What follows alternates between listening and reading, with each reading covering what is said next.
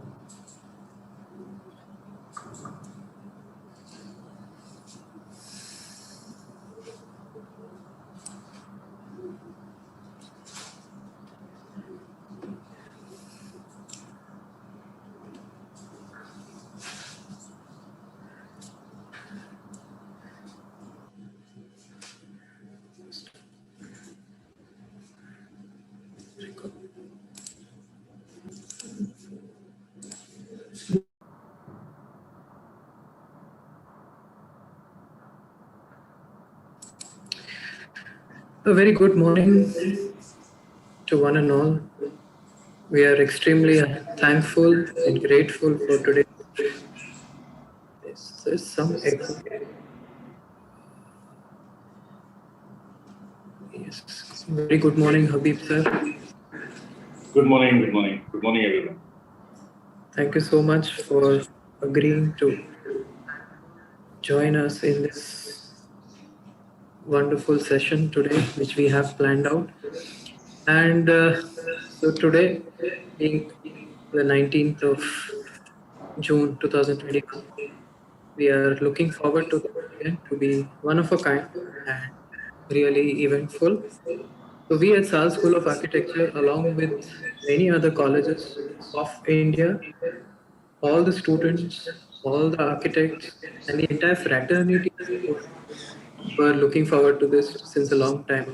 And even in these pandemic times, we are really fortunate to have this kind of a one-to-one discussion and a connection with such dignitaries of our field.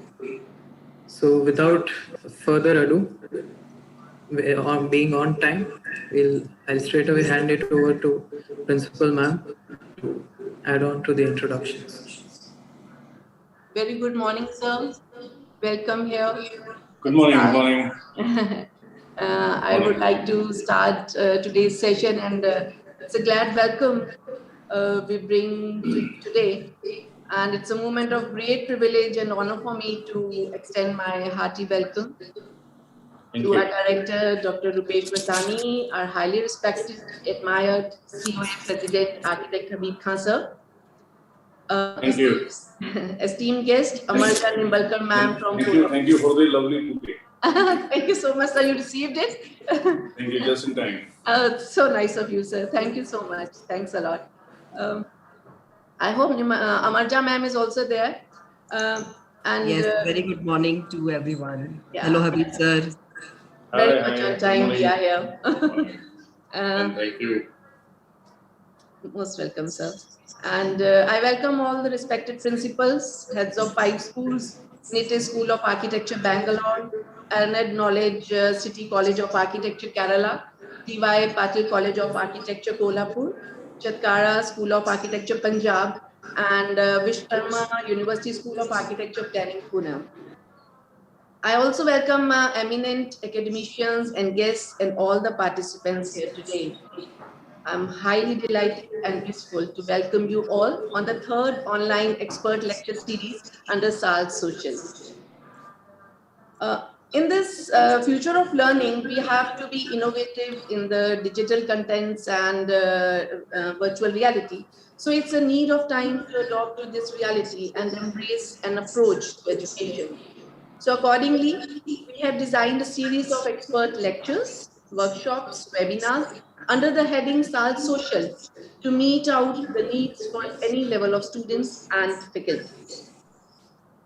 In this pandemic times, we have launched an initiative where we can interact with the experts on different subjects every month. And the concept behind this endeavor is engaging the students and imparting information to the best of the capability. This lecture series focus on overall development of our students in terms of giving them the opportunity to know the expertise field of our eminent personalities of our fraternity. This month of June, we have with us COA President, Architect Habeen Khan sir, as the expert who will be sharing his values, expertises, and his distinctive works with all of us today. SAL School of Architecture was established in 2014 as a part of SAL Technical Campus, offering programs BArch and MArch in interior design. Our students have something to show you, sir.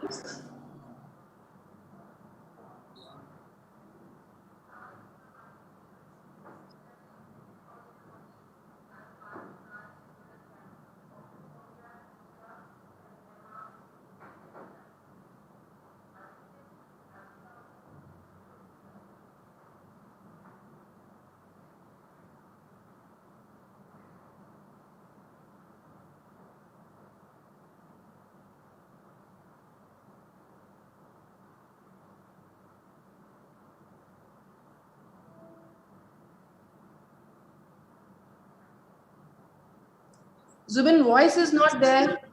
Voice is not there. Just a moment, we'll redo it. Please.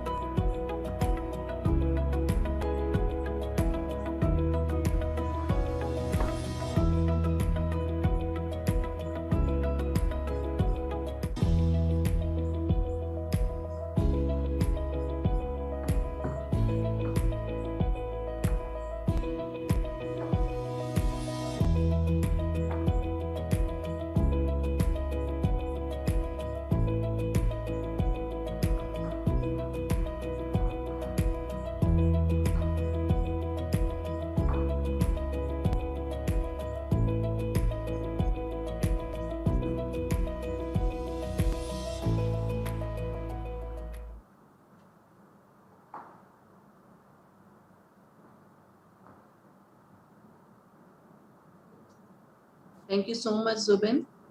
And thanks a lot for donating few minutes to know our school, our students, their works, their experiences. It is indeed a great moment for SAL that this is shared with you all. Now, sorry. Right. Now, without further ado, we will turn the time over to Habib Khan sir's live first, rather than to directly switch over. Just a minute, Zubin. Yes. Stop sharing first, please. Yeah, thank you so much. Okay. Now, without further ado, we'll turn the time over to Habib sir's live first, rather than to directly switch over to the topic. Let me brief the whole session. We have designed this whole program in 3 sessions. In the first session, we'll know Habib sir in a more better way by starting from his childhood, then as a student, then as a family man, and then as a famous architect. In the second session, he will be sharing the presentation on the unique topic, on the mark, get set. And in the third session, we will have question answer session, which will be answered by none other than our expert for today. So sir, on the mark, get set. Let me introduce him first. Most of the students know him as the COA president only, but he is the one who is having a diversified personality. Yeah. Zubin, please share. Yes.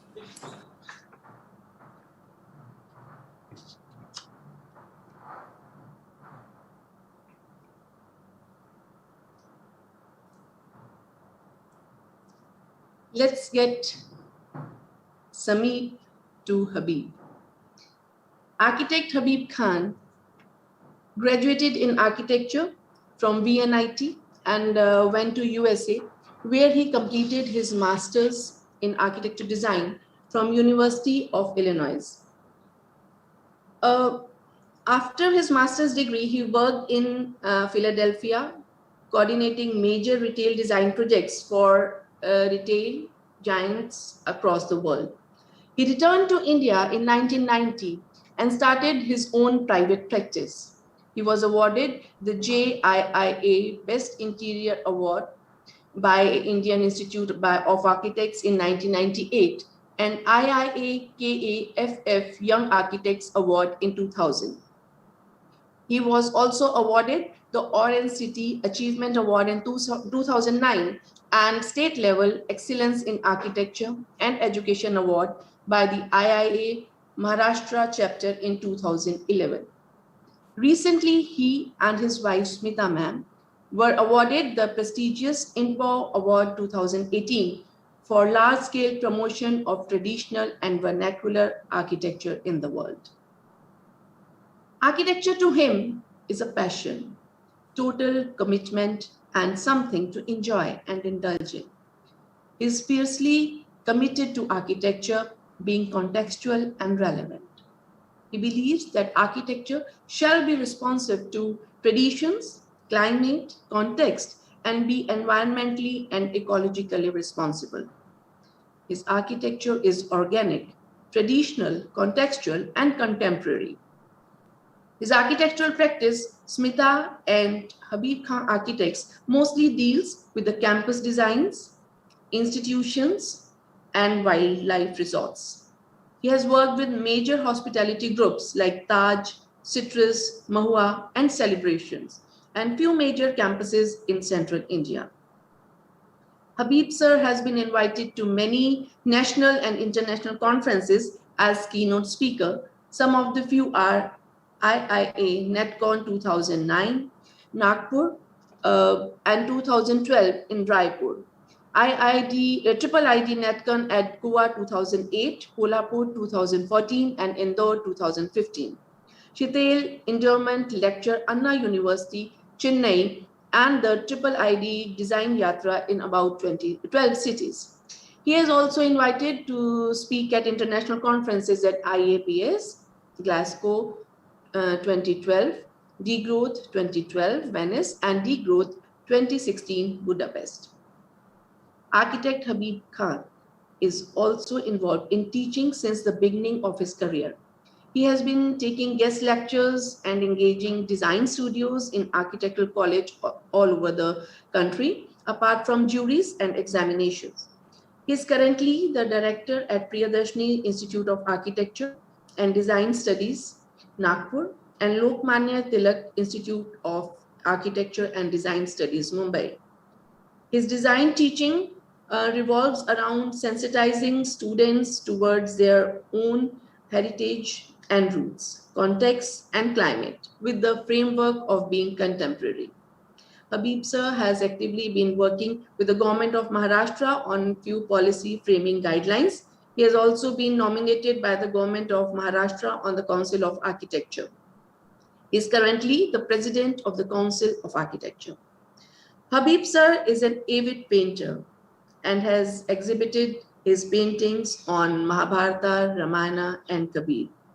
He also dabbles in poetry and has written songs for Triple ID, Natcon Indore, Design Yatra, and IIA Centenary Anthem, and the theme song for Beti Bachao, Beti Padhao campaign.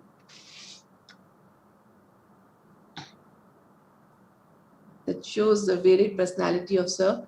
I hope everybody has come to know about Sir.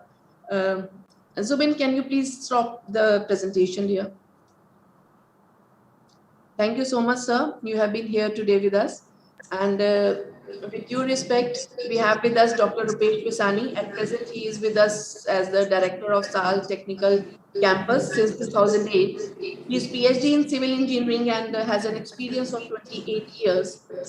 Other than many awards received, he also has been recognized and awarded as Gujarat Ratna. It will be great honor if you welcome our expert for today in your own words, sir. Over to Vasani, sir. Good morning, sir. Good morning, everybody. It's nice to see your whole the path of the journey, and you look very smart. Not in your younger age, but also also at this age. So as good as your smart buildings, and you look as same as smart as the smart buildings. So we are lucky enough, and sir, thanks a lot for giving your precious time to encourage our students to solve their queries and the doubts. And we are now happy that ourselves as well as the council is in a very safe, dynamic, and the hand of a visionary person. It's the whole journey what it has been mentioned in this travel path, your whole travel path. Sir, we are really pleased and honored to welcome you on behalf of SAL Education Campus. Unfortunately, our chairman, sir, Dr. Rajendra Shah, was supposed to be here, but he has gone out of station yesterday evening.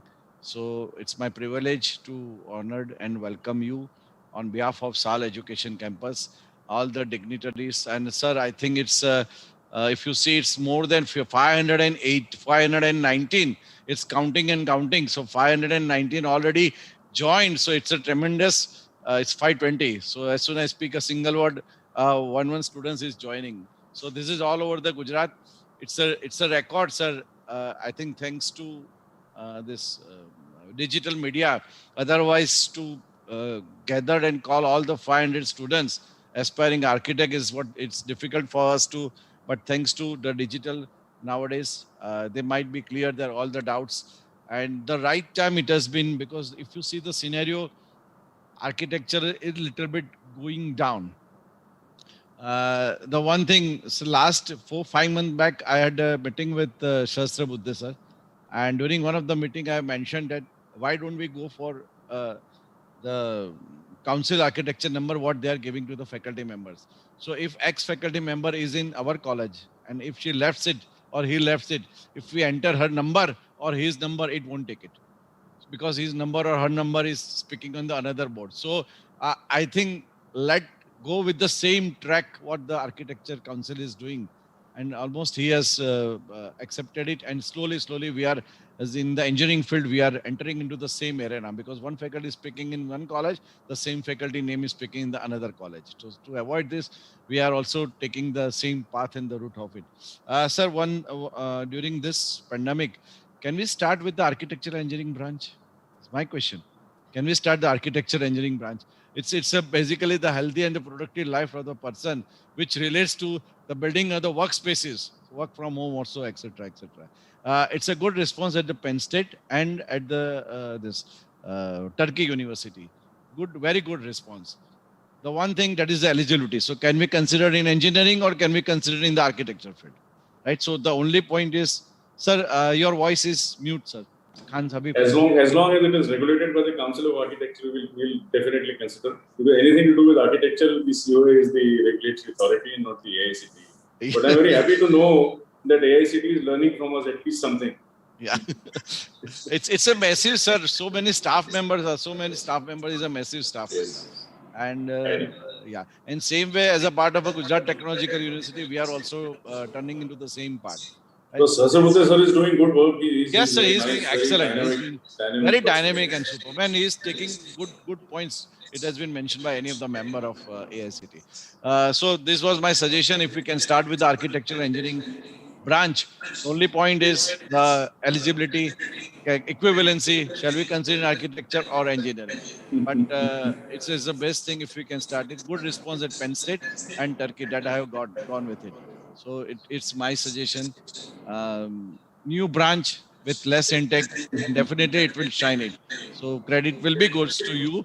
And sir, thanks a lot. Be here, not wasting much more time because students are waiting. Otherwise, it's not like a studio or our professor lectures unless and until the bell rings, we have to stop it. Right. So over to you. And Ramanjot madam, thanks a lot for organizing such a very nice lecture. Thank you so much, sir. Thank you so much, sir. Over to you. Okay. Now let's open with the first session for today, where we all get a chance to know Habib sir in a different way.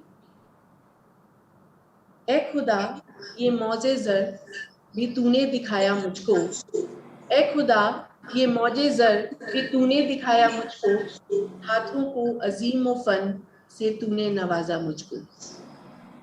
खुद से तो कुछ किया नहीं मैंने कभी भी कहीं भी, खुद से तो कुछ किया नहीं मैंने कभी भी कहीं भी, वही सब का मैंने तूने जो लिखाया मुझको। हर दरो दीवार इमारत बनाई जो मैंने कसम से, हर संग में तेरा ही अक्स दिखाई दिया मुझको। हुनर तो तेरा था हबीब तो जरिया था सिर्फ तेरा, जमाने ने बेवजह ही संवारा और सजाया मुझको। These beautifully carved lines are from none other than Habib sir, which shows his feeling of gratitude. And I believe इससे बेहतर एक नई चीज की आगाज नहीं हो सकता था. So I dare to recite them, sir. I apologize if something got wrong in terms of my expressions. I'm very sorry for that. So sir, let's start with a small video. And I believe there are some persons in our lives that God has gifted us after Almighty, for whom I would like to say few words. बस आज सबको कह दी एक छोटी सी बात है, माँ बाप के बिना हमारी क्या ही औकात है. Zubin, can you share please? Yes, ma'am. We all are very proud of. It's very difficult to either write or speak about one's children as they have grown and have achieved positions in which we all are very proud of. How Habib has achieved this standing not only in his chosen profession, but also as a caring human being is inspiring to all. From his childhood, he was interested in drawing and sketching. Some of the drawings were exhibited in school and had won prizes for them. His drawings and sketches depict his personality and later on developed into a particular architectural style. During college days, where projects had to be completed in time, he stayed late at night and completed the project within time. He's very particular about meeting the deadlines. He has done his master's from US, and there he traveled and tried to get as much knowledge as possible about the different architectural styles which are there. And he has been to UK too in connection with his projects and has been appreciated by international organizations. His professionalism, his integrity and honesty is unquestionable. Besides his architectural profession, he is a very loving and caring person. He is inspired by Kabir and Sufism. As an artist, his oils are wonderful, depicting his personality. He also writes poetry whenever he finds time from his busy schedule. He has been guiding young architects to be more conforming to their own principles. He is particular about his principles and doesn't tolerate any relaxation in the principles. He's a hardworking person and is dedicated to his profession. His dedication, his integrity has brought him to the present stature, and we wish and pray for his and his family well-being and happiness. Thank you.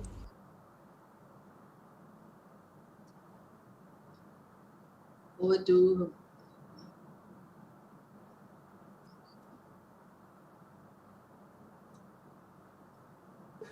Yes, Habeen, ma'am. sir.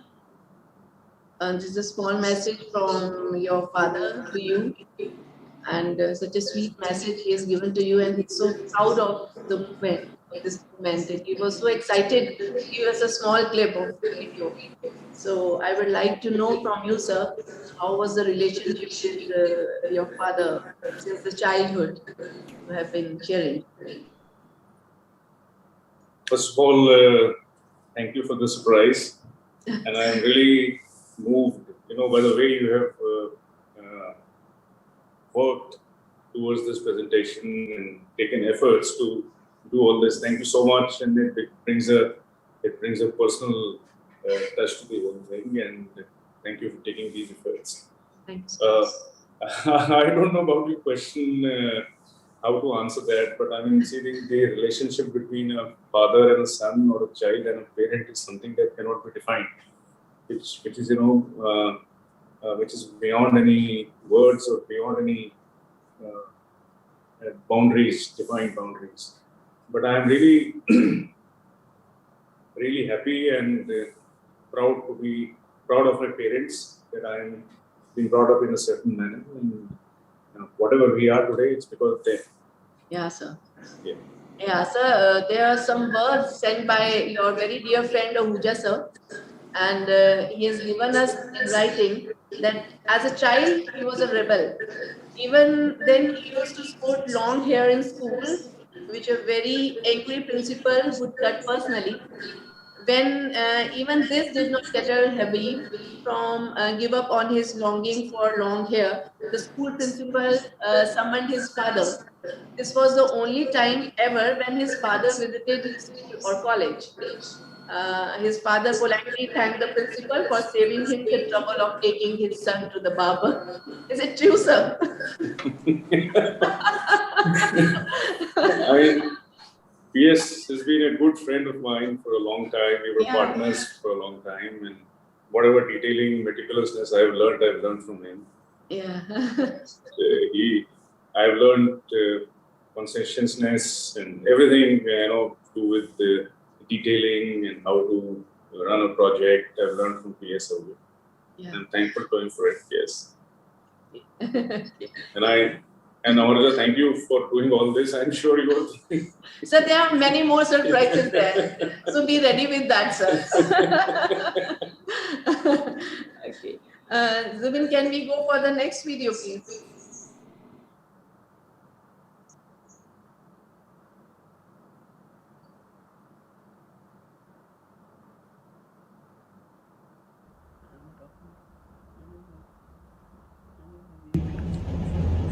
How are you?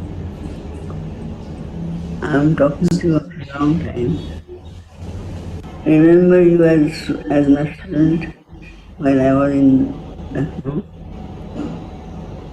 At the time there were students who were very neat in their work and their studies also. They were always very up to date. I'm proud to hear that you are being felicitated by your students.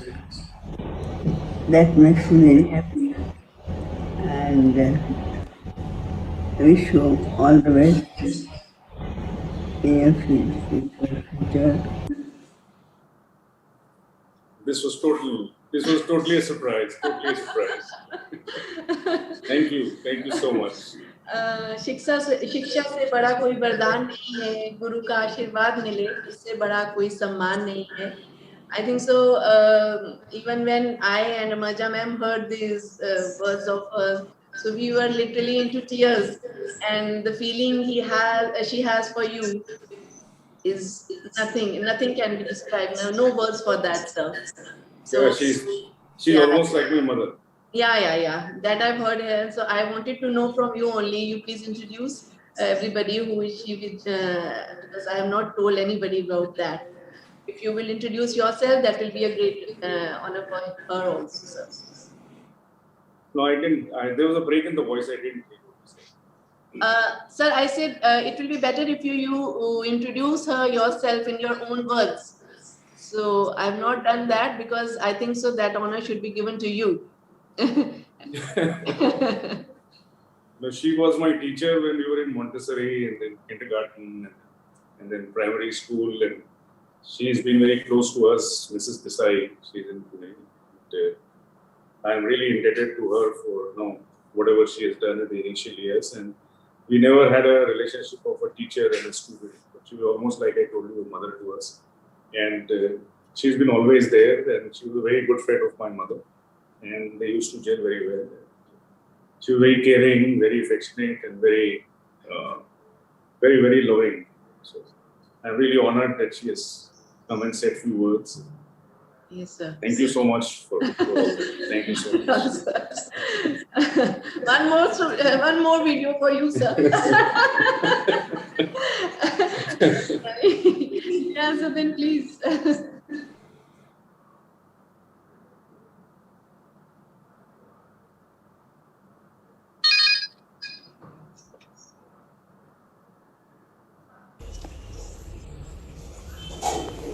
Habeen, as a student, was very upright, I would say, which normally, in those days at least, the Vishweshwaraya Institute of Architecture, VNIT, it was a big institution with several other disciplines of science and engineering.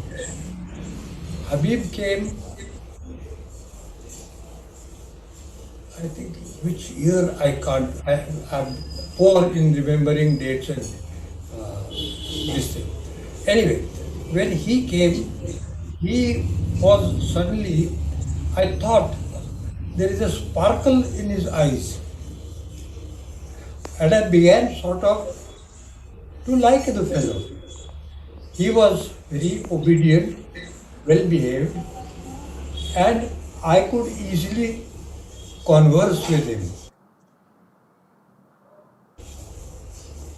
I was equally well if he spoke informally with me, so we had no issues. Habib was very good. His drawing was excellent, and he could sketch individual faces, somebody speaking, a quick this thing, and very good at that. Gradually, although it was simmering a little bit, Smita was somewhere there while in BRC. So, after some time, first year, second year, third year, on, and most of them knew that Habib and Smita are getting well. When they went to finished his VRC and then uh, architect planner for Delhi Development Authority. So I was there for about 2-3 years, during which Habib and Smita also happened to be there. So we used to meet each other, chit chat, good old Nagpur, etc., etc. Absolutely free.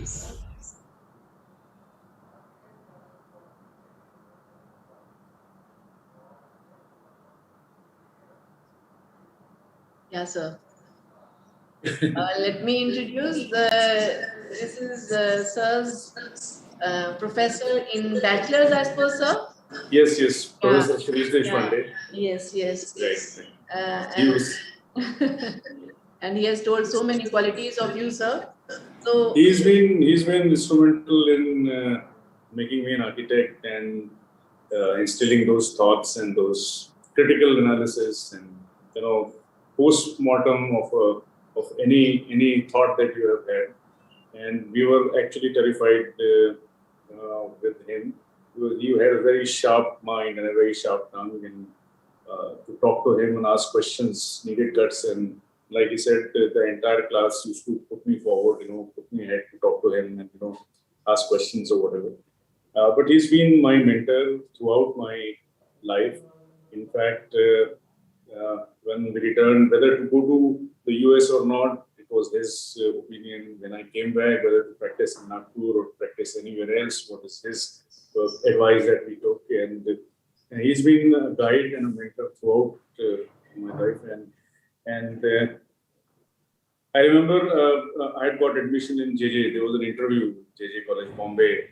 And Professor Deshpande was there, Professor Tungare was there. And so Tungare sir told Deshpande sir, why is this student wanting to come to Bombay when he's from Nagpur? So Deshpande sir said, no, we will take him in Nagpur. You kick him out, don't take him here. And I really wanted to join JJ College in Bombay. But nevertheless, when I appeared for interview again in Nagpur, VRC at that time, and he said, fine, I mean, we met in Bombay and I want you here. That's why you are not there and you are here. So that's how I got admission there. And much later, probably 20, 25 years later, Deshpande sir told me that I've still preserved your, we used to have an aptitude test then at that time. So I've preserved your sheet because you are the only one who got 40 out of 40. And there was this most moving moment when I became the president. Then he called me and congratulated me. Then he told me he wants his certificate renewed. And I said, fine, sir, just send it over and we'll have it done. I'll have it picked up or whatever. And he said, no, I have damaged it. So I don't know whether it was deliberate or it was really damaged. But he said, I want a certificate with your signature. So I personally delivered the certificate to him with my signature, a new certificate to him. And at his age, I think, that was credible that he still wanted to be registered with the council. And he wanted a certificate with my signature. And that was the most moving moment of my life professionally, which has been, a kind of joy and a pride that I could, sign a certificate. And thank you for taking these efforts to do all this. So, but there is one question from my side, that now that you have also been in the teaching profession for such a long time, do you think such a student-teacher never-lasting relationship still exists in this generation, sir? Well, I think it still does, but to a great extent, it has been diluted. Yeah. And the process is two-way. I won't say the students are at fault or the generation has changed, the thought process has changed, but the faculty and the teachers have also changed. Because let us understand, they're also coming from the next generation. But there are relationships. I have students whom I have taught, we still share the same relationship, even now, few students, but the number has dwindled, I think. Right. But I think it does exist. But without this relationship, there is no learning that happens. Actual learning happens when you share a bond and a kind of a respect and a relationship with your teacher, and that is where actual architectural learning happens. Very right, sir. Very right, sir. So your daughters are also architects. So एक छोटा सा sir एक video है. जरूरी नहीं रोशनी चिरागों से ही हो, बेटियां भी घर में उजाला करती हैं. Best moment of your life, sir. Please help. Zubin, please. Yes. Our Abuji. I'm an architect and I am architect Habib Khan's daughter, or architect Habib Khan is my Abu, and my sister and I lovingly address him as our Abuji. Being an architect is a very, very integral part of his self and his identity. And architecture and built environments as disciplines or as ways of perceiving the world have been very important backdrops to our lives together. So, yes, architecture has indeed defined large parts of our lives, but it has never defined a father daughter relationship. In fact, our relationship can be defined by the beautiful exchange of love, of thoughts and ideas, and lots of fundas that we live our lives by. And one of them, which is my favorite, and it has now become my standard operating procedure in life, is listen to I, listen to Abu, but do only what your heart says. Listen to your mother, listen to your father, but do only what your heart says, okay? So, yeah, our family of, in a world that is so fragmented and so defined by rigid codes of conduct and ideas of right and wrong, of religion, castes, language, gender, my sister and I were two kids with a Hindu woman for our mother, our I, and a Muslim man for our Abu, our father, both non practicing of religion and firm believers. We were complete chaos and we were complete serenity. We literally grew up with two revolutionary people with the vision of a world where these fragments, which have literally shattered humanity into a million pieces, did not exist. And this home, our home, was the first place where I felt like I belonged. You know, my one place where these people really knew who I was, really know who I am, and I don't have to make up a story about it. And, as you grow up, you go out into the world expecting the same thing. And it's on those really dark and very disappointing days in the big bad world that I realized the value of the worlds that Abu created for us with the medium of our free minds. To give you an example of what I mean by a free mind, I was like you all, I was fresh out of college. And I went up to him to tell him about my boyfriend, wanting to marry him. And I love to talk to him. So I went on about my reservations of how life would change after marriage, of having to move places, being a woman, and everything that goes with it. Now, one would expect any dad to react with skepticism, and take the first opportunity to dissuade a wavering mind. But what my Abu said was, you first fall in love, baki sab dekha jayega. And that's just who he is. And trust me, I am living his advice. It is the best and the worst piece of advice anybody has ever given anybody under the sun. He's gonna kill me. Okay, but I really do realize the insight and the significance of these words. The spirit of living in every moment without prejudices, without inhibitions, without any boundaries to limit us from being who we are and where we want to be, has given me the power to act out of love, to make decisions out of love, and to love so deeply my work, my people, people who hate me, love my life. So, in two words, if I'm to sum it up, Nirbha and Nirvair, without fear and without hate. Through his architecture, I have inherited a deep veneration for nature, to not just exist, but to coexist as a small part of a much larger ecosystem and in deep reverence and regard for it. So, my Abu has played multiple roles in my life. From the person who taught me how to walk and speak to the person who taught me how to survive in the big bad world through the weapons of my mind and my skills. I live every day as a testimony to the small piece of world that I have seen and I want to see the world become each day. A world that my Abbu showed me. And it now ignites an invincible Betu has been the biggest joy and the biggest honor of my life. And for that, I am deeply, immensely grateful. At that, thank you, Raman Joji, and thank you, SAL School of Architecture, for having me. Thank you. Thank you so much, Krishna. Over to you, sir. No.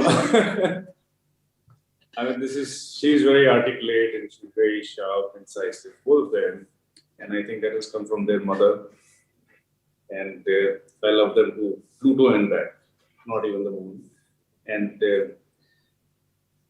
I met Bimal Patel for the first time. And one of our friends introduced me and so on. So I was not the president, I was the council. And then we were meeting over lunch, and then in conversation, I told him that my daughter was your student in SET. And he said, who? I said, Sabrina. Oh, then he said, after henceforth, I will remember you as her father, not she as your daughter, because she's so sharp and so brilliant. And I'm happy to know that you have such a brilliant daughter.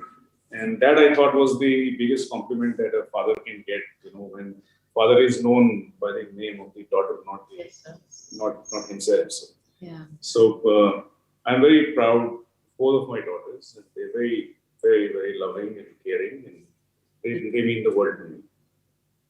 Okay, so nice, sir.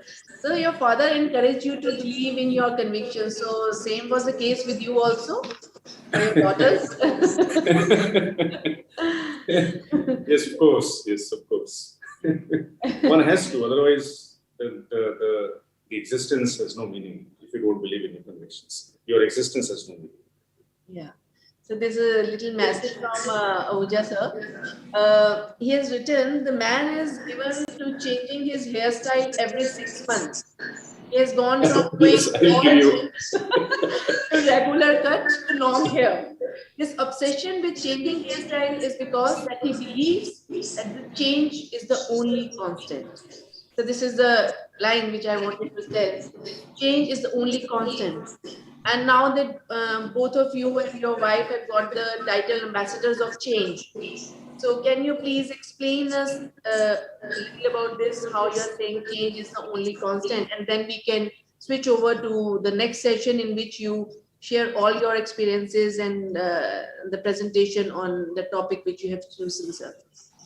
See, change, I mean, we all know change is the only constant in life, and which is the hard reality that we need to accept. If you don't change, you get swept away by the change.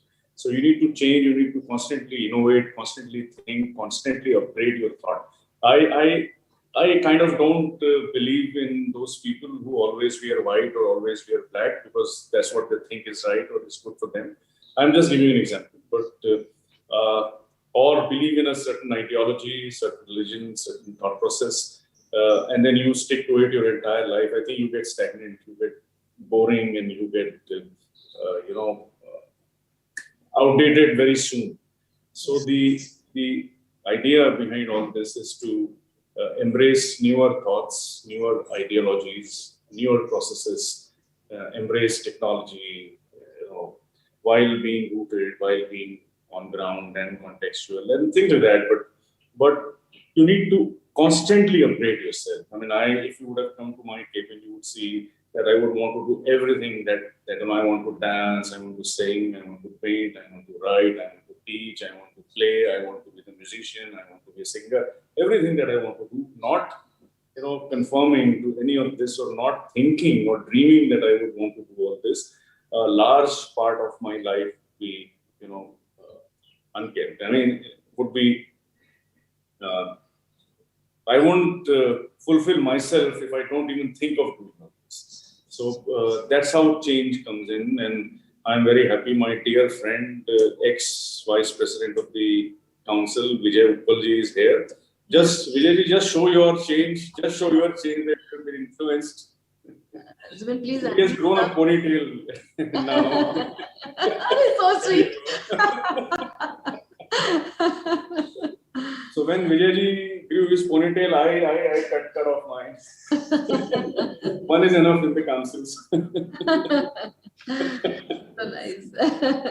Yeah, I can see Apurva here as well, and Amarja, thank you for all this. Thank you so much for taking all the efforts and taking all the pains to do this. Very nice, very interesting, and it shows the kind of dedication that you all have towards your school and towards your processes. Thank you so much. So, sir, we'll get back to the now second session in which we will like to hear more about your projects. So, over to you, sir. Habeen, sir. Yeah. So, thank you for once again this wonderful session that you had. Thank you so much, and I'm moved, and I'm really honored that you've taken so much of pains and efforts to do all this, and very, very nice and pleasant surprise that you all gave us. And it's been a wonderful experience and very different than other webinars that I've attended and other seminars that I've attended. And also, these days, apart from the amendment to the acts and the policies and advisories and the council work, this is a fresh change. And I'm sure that you all will enjoy like I've enjoyed it till now. Sure, and apologies for delaying this. I know I've been a little tough to get, and it is basically because of the extremely tight schedule that I'm keeping these days, and we had to postpone it a couple of times. But yes, thank you for bearing with me. It gave us the time to research more about you. Thank you again. Yes. So what I'm going to speak today, I'll just give me a moment, I'll share the presentation.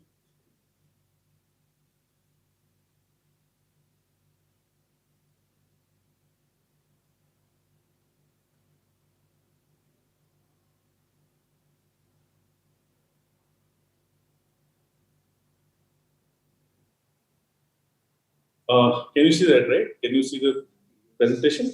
Right. Yes. So I've been like, it has already been mentioned a couple of times in a couple of notes and a couple of videos that you saw, and I'm very passionate about this cause, wherein I want architecture to be sensible and sensitive to our earth, where we are building, to Mother Nature, and also to local economies and local people, by being contextual and by being rooted to the land where it is being built. And today, since I know there are a lot of students from many colleges, many institutes, I think 5 or 6 institutes, and I can see a lot of young first year, third year, second year students here in the audience. I've tried to slightly alter the flow of the presentation, and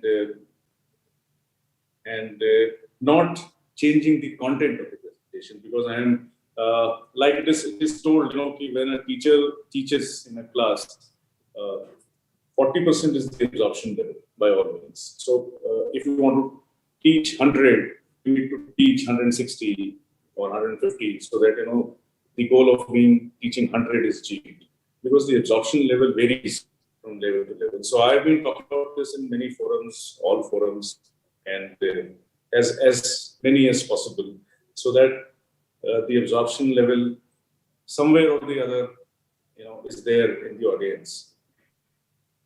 Today, on the mark, get set, go is the I didn't say go in the initial thing, because only on the mark, get set, because go is happening now, because we are now starting the talk and the presentation.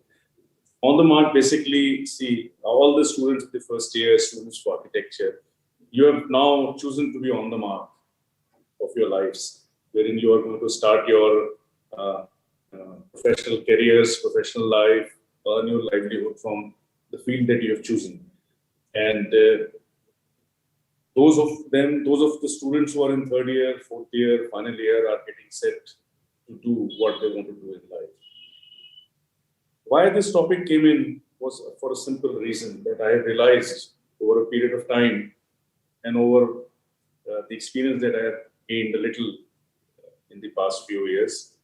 Students want to be running a 100-meter race, a 100-meter dash, wherein after graduation you expect a fat package and you expect a fat salary, and a good salary, good life, because you say or you feel that you have spent 5 years of hard work in learning to be an architect, and then you get a partly package or partly salary which is lesser than the driver at the office, and there's a lot of dejection, there's a lot of disillusionment that follows.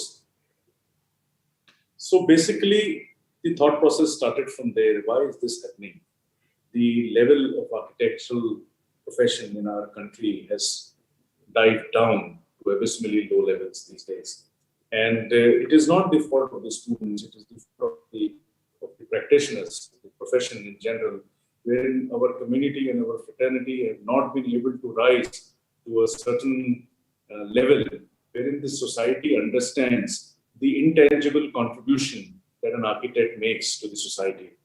And we have failed as a profession to make society aware of the importance of what an architect does to their lives. I always say a doctor's contribution is a very tangible contribution because you go to him and he makes you well, he gives you medicines and you are well. But that contribution, which is very tangible, is acknowledged by the society. But you forget that you are living in spaces and buildings designed by architects almost 24/7, working in them, living in them. And the spaces that you live and work define the quality of life that you all are leading. And that contribution is intangible contribution, which is not recognized by the society. And we as a community of architects, fraternity of architects, should have been doing to make society aware of what the profession is. Had we done that, the younger generation who are graduating now would have been in a better position. But it's always never late. We are doing that at the council level, and I'm sure all of us are now more aware and more conscious of this fact. And once we go out and reach out to society, this problem will get automatically resolved. So I keep saying we should not only restrict our, I should put it this way, that educating and being in touch with our fraternity is one thing, but going out of the fraternity, reaching out to society is a very important aspect which also needs to be looked into. And the conferences, forums, and seminars that we all have should be addressed to people outside our fraternity, to make them aware of architecture and make them aware of the importance of architecture. So this was the background of the entire, topic and the entire talk that I wanted to give. So the talk is oriented more towards students. I realized after talking to my students in my colleges and other students as well, and the chats that we have with the students, the phone calls that I get from the students these days, they feel kind of, disillusioned. They feel kind of living in a bubble wherein they are taught to be Howard Rokes of the Fountainhead, wherein you feel that your education system is inflating your egos to become creators of something which, after God, architect is the only creator, and the reality is different. So when you have presentations like these, you tend to see a lot of photoshopped images, a lot of photo shoots, and a lot of I would say photography and photo shoots have killed architecture. These days, most of the architectural firms are wanting to have elaborate photo shoots, made up photo shoots and made up scenes and sceneries and things like that. So architecture has become more of photography oriented rather than the user oriented. And these images, when they are shown in the presentations like these, make the students more disillusioned. And mind you, I'm speaking as my own self, as Habeen and not as a president of the Council of Architecture. But this is the reality that happens, and you see those glossy buildings, and you see those beautifully shot pictures, and the students' disillusionment gets more and more as the days pass by. I'm not being negative. I'm not being, not being what you call criticizing the present trend, to be honest. But I am trying to make students aware of the reality that they are going to face, and also the reality that they are living in today while being students. The idea, now that you have joined, so I did a presentation where I showed them SketchUp models and rendered images rather than the building finished per se, and that was very well received. So I thought, today also I will try to reach out to the students who have not built any building per se, but definitely work on softwares and rendering softwares and SketchUps and Lumions and 3D Max or whatever, so that you feel rooted to them. You feel that this is what they do in school, and this is what I do in my office. So that is the thought process behind it. So now you're on the mark, and now you have to. I hope all the students know what on your mark, get set, go. You in a race, when you're running a race, so you come on your mark, and then you're called, and then you get set to dash, and that's how it is a go. But this race is a marathon race. It's not a 100-meter dash. And that is what I keep telling my students, that it's a 100-meter dash. The fastest man or woman on earth you would probably know, and it's very glamorous, but marathon winner you would not know because it's non-glamorous. Architectural profession is something like a marathon race where you have to stay, you have to run slowly, steadily in the beginning, see what is happening, see the feel the atmospheres, the wind pressures, the humidity, and so on and on. A marathon runner does all this, and then manipulates his steps, his speed, his stance, and that's how he's able to run 40 kilometers, 20 kilometers, and so on and on. Architectural profession is a marathon race where you need to judge, where you need to your surroundings, your context, and then decide on the course of action accordingly, so that you win the race. So that's my advice or my thought process to the young and budding students and architects who are listening today. So the idea behind telling all this is not to discourage the student that you will be slowly moving forward, that you won't have a meteoric rise in your profession, but to acquaint them with reality that the architectural profession is a profession which is a long-standing profession. You imagine you go and buy a 10 rupee pen in the market, and if it has a scratch, you don't buy it. You go get a car which is 10 lakhs, 15 lakhs, a small dent, a small dot, you will not buy it. And here the client is entrusting you with lakhs and lakhs and crores of rupees. Why will he accept a non-qualified architect, an inexperienced architect, or an architect who is not able to deliver that quality and that perfection that the client is looking at? So it's a kind of a similar situation in architecture profession, and we need to understand that. We need to get trained under architects. We need to be apprentice to good architects, where you learn values, where you learn the knacks of the profession, and then go ahead. You need to make a brand of yourself, and brand does not happen overnight, because this is a profession wherein, apart from whatever I have just said in the rigors of the profession, branding is very important, because unless you build the brand, build your brand, build your own brand, people don't come, because this is also showbiz to a certain extent. And building of brand needs a lot of efforts, needs a lot of commitment, dedication, and hard work to build a brand. And unless you build your brand, you won't be successful architects. So building of a brand is also very important, and that's where you get set in building a brand, cultivating an image, cultivating a thought process. And without thought process, without you can what we call run for a day, for 2 days, 3 days. But unless you have the strength from within, unless you have the mental strength, you cannot run for long. So the idea is that if there is no soul inside, you can't live without a soul. It will be just a existence, a physical existence, and that is also very critical to architectural practice and success, wherein you need to have an intrinsic learning to develop a defined thought process, which gives you a guideline to walk on, and then only you can succeed. The architecture without a thought process doesn't survive for long. It's not eternal. It's not something that future generations will remember you about. So you need to have a definite thought process. You need to have a soul inside your work, and that soul comes when you are getting set and when you are developing yourself after the third year of architecture learning, where you need to have a definite thought process that this is the path that you're going to walk on.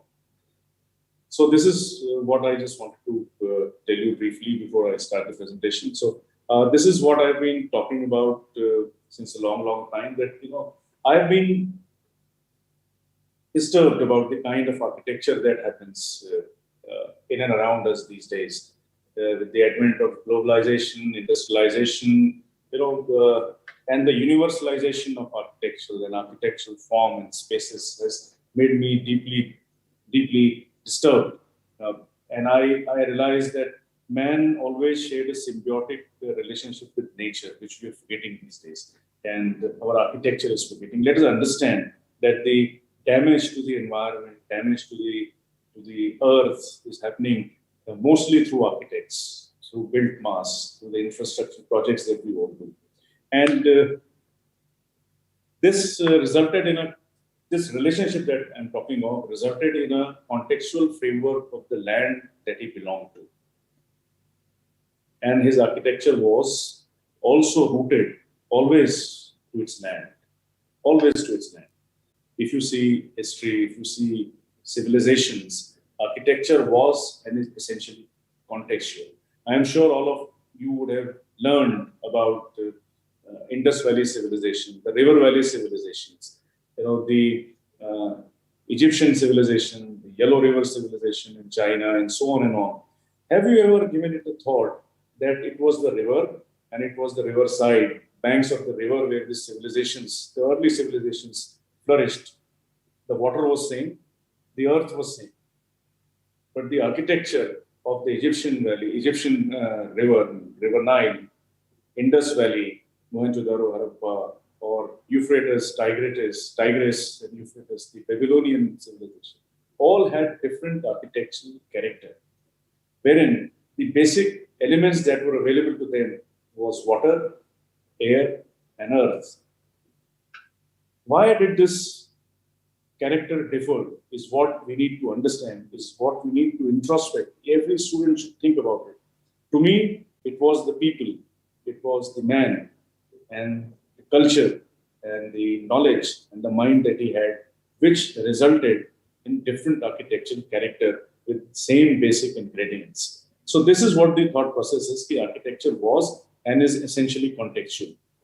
It is rooted not only to the ground upon which it sits, but also is an extension of us, its people, their culture, and the entire set of people. Because this is how the River Valley civilizations differ in their character. Every architectural creation is always a step in the onward evolution of the land to which it belongs. And this is a very, very vitally pivotal ring in the thought process, wherein you understand that the chain of evolution remains same. It does not change. The change of evolution is what makes architecture belong to a particular region, to belong to a context. And in India, with over 3,000 years of recorded history, Indian vernacular traditions grew and evolved to form a strong and cohesive architecture. This evolution grew richer with assimilations and inputs from various cultures coming into the subcontinent, including the British. If you see, when the invaders came in, and then when Mughals came in, they settled there. A new style of architecture was generated, and so did when it was colonized. India was colonized, and the Britishers came in. Yet, the architecture of the colonists was totally different than what it was in their own land. And this is something that we need to think. The Gateway of India, or India Gate, or the Rashtrapati Bhavan, or anything that the Britishers built in India could have been what it was in England. But their architects, their rulers, their administration was sensitive to the fact that they were building in India, and the architecture had to be contextually suited to where they were building. The vernacular process of growth and evolution continued in spite of changed and newer functional needs and expression. War memorials or welcome arches or industries or factories were never there before the Industrial Revolution. The needs changed, the functions changed, yet the architecture that was produced was very, very contextual. And in India, in spite of various geographical, climatic, and cultural diversity, the architecture still bonded itself into a cohesive expression.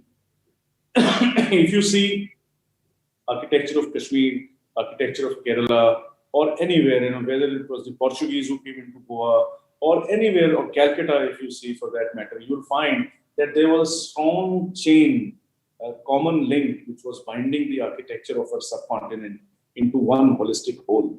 And that was happening because the builders or the architects were sensitive to the idea of the place that they were building in. This evolution was unfortunately interrupted with the advent of the Industrial Revolution and the resultant globalization that happened, along with the coming in of modern architecture in India. Because we all know what modern architecture was, the thought process was, and this chain of evolution that I was talking of got broken in between, wherein you deliberately focused on the fact that the chain had to be broken and modern architecture had to be of a certain quality and a certain thought process. And Indian modern architecture of today intentionally defies its older neighbors rather than standing beside them in peace. Not only in India, but everywhere in the world that happened. Now, wherever industrialization and development has penetrated, these impersonal forms, the modern architecture's impersonal forms, have intruded upon the traditional profiles of cities, towns, and villages. And the predictability and monotony of today's modern architecture is astonishing, whether it is Hinjewadi in Pune or Shanghai in China. It's very difficult if you are taken to a city blindfolded and you don't know where you are. It's very difficult to tell you whether you are left in a mall in a city in Pune, let's say. You don't know whether you're in Pune or Calcutta or Delhi or Nagpur or Bombay, because the globalization and the universalization of architectural form is so intense that you can't make out which city you are in. What kind of buildings are we making today? What kind of buildings? We have a Tukaram Sabhagrah named after a saint, but we have a Greco-Roman facade wherein you get married. It's a marriage hall wherein you get married in the same old traditions that you used to do thousands of years ago. But the architecture is something wanting, something that you need to think about. Do you need an architecture like this for a function, that for a ritual that you are following thousands of years old? And love for the prestige Western leaves much space for amusement. This is the Improvement Trust Development Authority of Nagpur's building, wherein you are so obsessed with the Western language of architecture that you don't hesitate to make what they build, including the Florentine dome with a lantern as its weight on top, built in concrete over a concrete slab. So these are things that we need to really, really think about. Prestige, we have to understand, is neither here nor there. Is neither Indian nor Western. We have to really think what kind of buildings we are making. Is this what Indian architecture was? With due apologies to the architects of this building, I don't know who the architect is, but I am appalled by the kind of built mass that you do. It will create a lot of oohs and ahs, and a lot of appreciation from a young crowd who does not understand the idea and the reason for this monstrosity. So my presentation today is to make you understand the thought process behind it as to why should it be there or why should it not be there. Something has gone amiss with our contemporary architecture, and we need to really understand what has gone amiss. The chain of evolution that I was talking of appears to have been broken.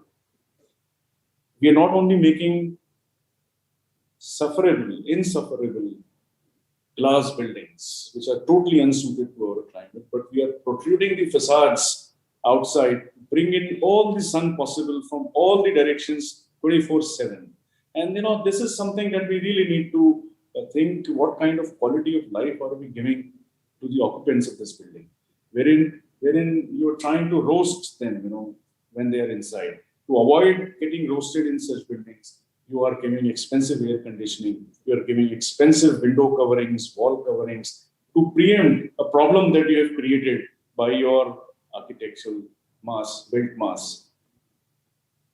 All vernacular architecture was ingrained in freedom, and this freedom came with a sense of responsibility. It's something that we need to understand.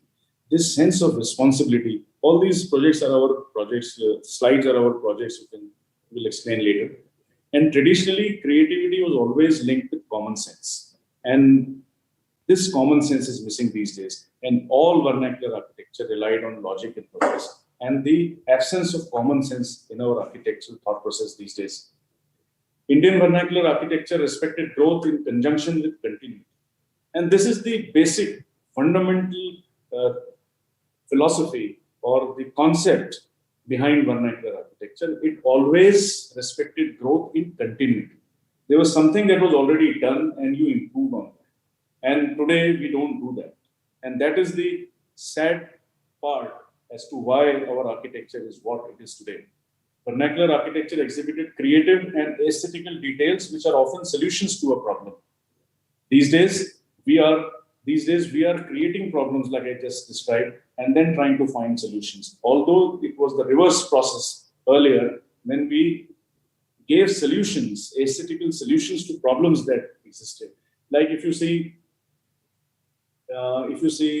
the evolution of the dome or the arch or the structural system in Western architecture, where it started from Greek to Roman to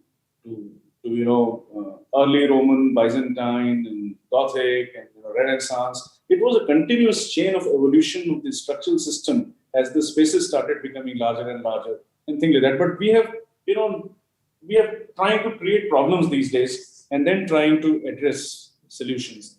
Our architecture at Smita and Habeen Khan Architects is a response to this and the realization of the importance and the appropriateness of the traditions of architecture that have gone by. Architects need to pick up these days the threads that modernity deliberately severed, and the need to invent a new and more responsive architecture, which will be a continuum of the vernacular. The need to reinvent this language, which is a response to climate, context, tradition, and culture, and our lost construction techniques. We've totally lost as architects, we've totally lost the construction techniques, the heritage and the value that the construction techniques had in the development of architecture. Importance of daylight, ramifications of heat and appropriateness of building forms, resulting in a new architectural vocabulary, a language having its roots in layers of traditional wisdom, and a fresh interpretation of modern construction techniques and vernacular principles and forms. And this language is a link between the past and the present. And this is what we call contemporary vernacular, wherein you base your thought process on the age-old traditional wisdom that we all have, and yet make your buildings, make your architecture, which is suited to the time frame where it is being built in, when it is being built in. Now, how do you do that? How do you do that? And how do you learn the whole process? And how to achieve? This is the thought process, this is the philosophy behind our works. And how do you do this? This is an example that I'm trying to show here, wherein if you see, there used to be wooden ballis, timber posts, which used to go into the earth. And over a period of time, they used to be, get damaged or get eaten away by termites, moisture, and things like that, and the wooden post used to fail. So what our earlier builders did was to separate the wall from the vertical post. So if you see out here, you will see that the post goes down and the wall stops before that. So this was a very simple solution to a very complex problem which failed this structure. So we have learned from that. Same thing happens to a metal post. Over a period of time, it gets rusted and then it fails. So what we have done the same thing, we have done the same learnings. So this is how you actually think and evolve, and you learn and you climb the steps from what your forefathers have already done.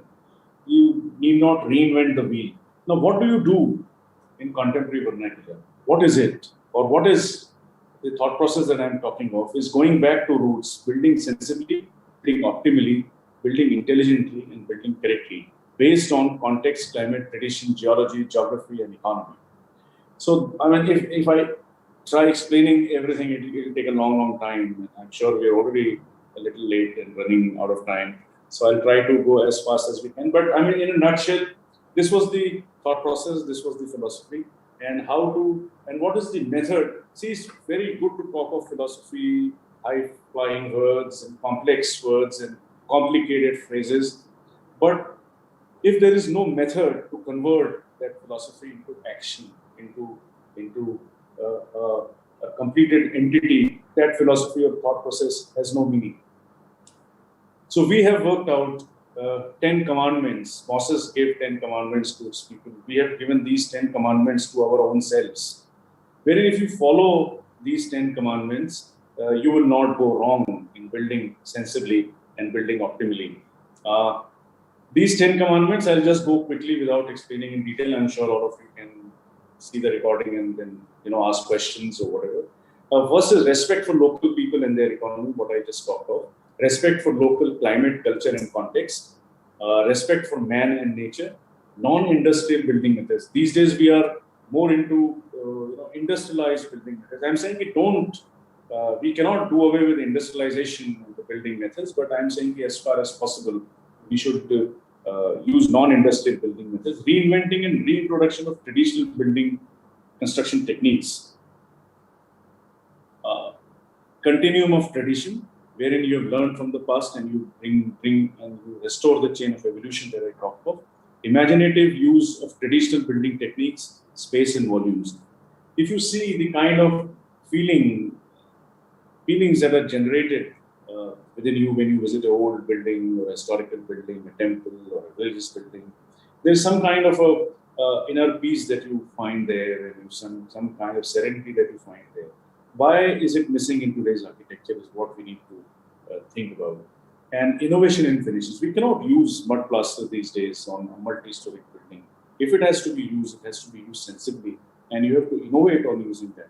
So this innovation is very important, and this comes with the introspection, a lot of thought process, and a lot of experiments and failures and success. Recycle and reuse is something. Recycle, reuse, refurbish is something that we all need. With the dwindling resources these days, with the kind of damage that we are doing to our earth, we need to recycle and reuse everything. Use of natural materials and ecological approach towards them. So these are basically 10 points, a method to convert your thought process into actual reality. So I'm sure the students would go through this, try to imbibe in their designs, in their thought process, and produce architecture which is very meaningful. Produce architecture which does not look like something that was thousands of years old. Produce architecture that was a replica of what was being built earlier, but produce architecture which is fitted to our times that we're building in, our needs that we're building in, functional needs, cultural needs, social needs, and innovate on whatever our forefathers have left us. So on the mark, I'm showing projects which are about to start. We are on the drawing board, designs have been finalized and is about to start. So I'm just giving an example to the students, a farmhouse that we're doing. I'll just very quickly go through to understand what the process is and what contemporary vernacular is basically. I will not explain the plan. I will not explain, I'll just explain the salient features so that we can go ahead. This is a large farmhouse on a large piece of land outside the city. This is the entrance, and this is the bird's eye view. This is how you enter inside. Use of water bodies in a very dry climate is very important to change the microclimate of that area, to make the air around a little humid. So the forms have been derived in such a manner that you bring in sunlight, you bring in natural air, you get quality spaces inside where you can interact.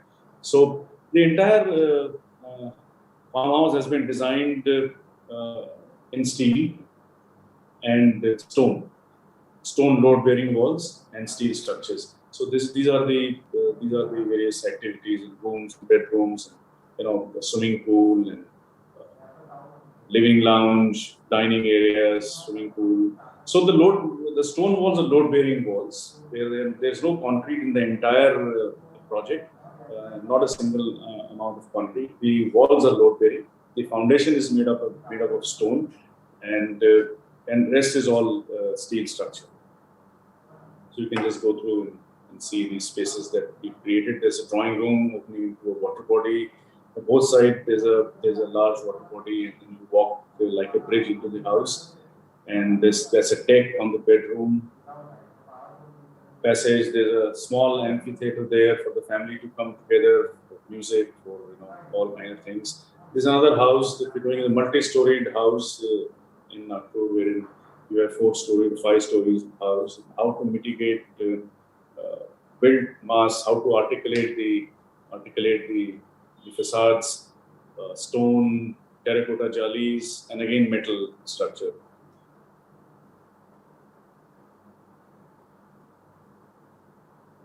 Now this is another house where the client wanted to make a typical vada kind of, Maharashtrian vada, wherein he wanted to make. So this is how we've developed in the local sandstone.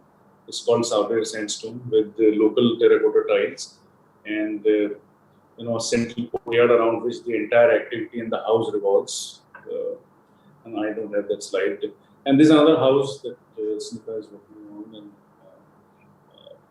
this is a modern city house where you have movable jalis where it can move and open up and become a large terrace to sit in. On the first floor, that's the entrance. Another house, an Art Deco house in Hyderabad for my family. And this is a replica of the house ancestral house that we had. But look at the detailing and look at the kind of articulation that goes into every design. And these are all not photographs, these are all rendered views in software. This is a house that we're doing, another farmhouse kind of thing, wherein you have a surrounded courtyard. And you will see, if you remember those 10 commandments, all of them have been used here in some way or the other. Maybe not all 10, maybe few, but they have been used to generate an architectural form, building materials, construction techniques, which are very local and which are very contextual. Some of the views of the house. This is how it looks from the front. The work is just starting now. So I'm showing projects which are on the drawing board and all set to go now. So they're on the mark to start their journey. This is again steel, all steel. Now there's a question that there's a dichotomy and a paradox here that you're using steel, which is the industrialized building method. And I can answer that question if someone asks that, how it is not. Various views of the same house, swimming pool and another one. This is a house we're doing lakefront property in Nagpur, wherein we're developing about 30 of these houses. Care has been taken to have, this is the other side, the rear side of the house where you enter, because the lake side is important and every house has to have a lake front view. So we have articulated the plan and the site plan in such a master plan in such a manner that every house gets a lake view. This is made in local sandstone. And there's a very funny thing that I will tell you this. And we always plan to give a roof on top, which gives you a habitable space, which is multi-purpose, multi-function, where you can, it's an all-weather terrace where you can sit, enjoy the breeze, enjoy the monsoons, enjoy the sun, everything. So, and it insulates the entire house. It reduces the temperature substantially by reducing it by 5 to 7 degrees. That's the house. This is another one wherein it's all handmade plasters and local columns and local language. This is another house. I'm just going quickly because we have our slides to go. Now, this is something that the client wanted and we didn't want. Unfortunately, we had given 3 proposals. One of the 3 partners, and one of the partner wanted a colonial house. So we gave them a colonial house, and I'm happy that it was not approved. And the earlier 2 were approved to be developed in those 2 localities. Because this is something which is very prestige. I just want to tell you that even if it is prestige, even if it is fake, or even if it does not suit the time frame and the context that you're building in, you have to make your client aware of the negatives of such a design. You know, we don't want a Roman villa being built here in Nagpur or in your city or town, because definitely that's something which is prestige and has been imported senselessly from outside. There's a house in Indore that we're doing, and it's almost done. It's almost complete now.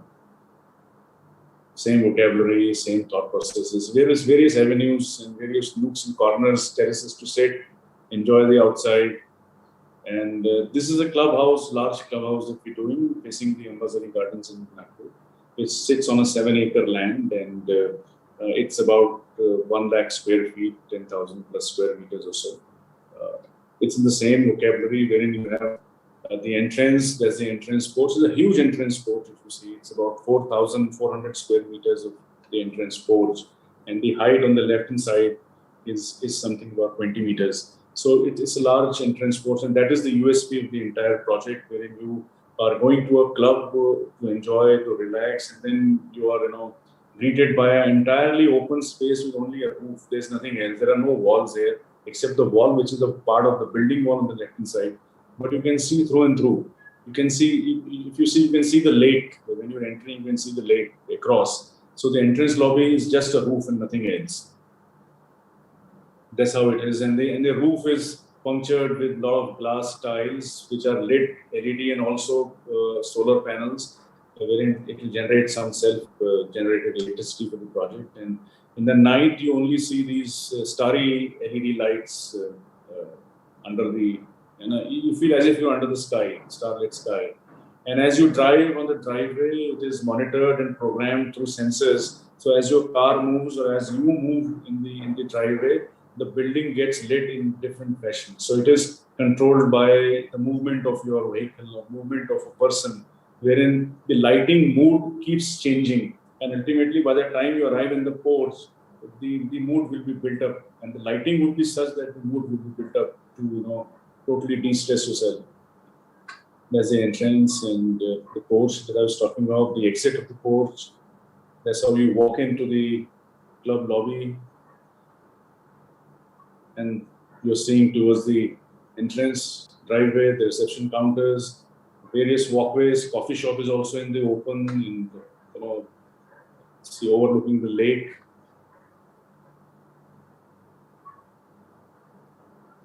Now there was this question which came up from the client that you're using these columns, which are very colonial columns.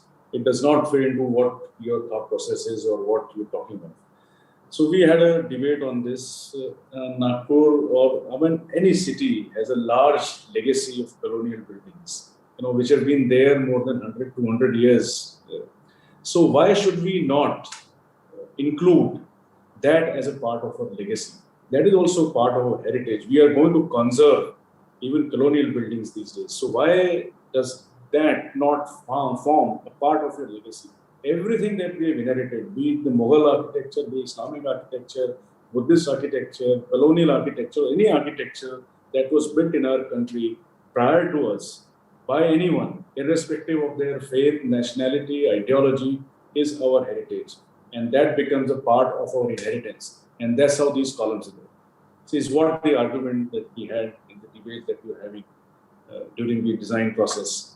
The swimming pool, terracotta jali, screens, and restaurants is all, if you see, it's all open. The glass has been used in such a manner that it is totally shaded and covered throughout the day so that it does not absorb heat and radiate it back into the built space. There are no brick walls here except few important and necessary places like the toilets and the kitchen. That's how it looks. Decks facing the lake where you can come out, sit, the spa, the gym, the pub is all here. And that's how it is. On the first floor, this is how you walk. There's some bird's eye views. Now, this is an office that we're doing in proposal that we've done in Delhi for an organization wherein you have, as it evolved, I'm just showing you how it was earlier and how it has evolved now, wherein this is a hostel for students coming from across the country to stay in Delhi to study and learn. So it incorporates various motifs from across the country so that, assimilate. Their idea is to assimilate cultures within the country into one fused culture. And so we have a lot of symbolism from across the country incorporated into stone facades and jalis. One proposal was to make it in brick and metal, but we did not go ahead with it because brick is not a very good material to be built in Delhi. And secondly, the metal screens become very hot. So we went in with this terracotta screen and stone jalis. This is a proposal which Sabrina had made for a party headquarters, political party headquarters in Rajkot. This is a museum that we're doing in Nanded for local saints. The plot was very odd shape, so ellipse was the only option that we had. And they belong to a community of Banjara community. And their Nagada is their Nagada, and the drum that you play is their most potent symbol the community has. And so we derived that form from the Nagada. But this is not what you are thinking about. This is another one for the same community.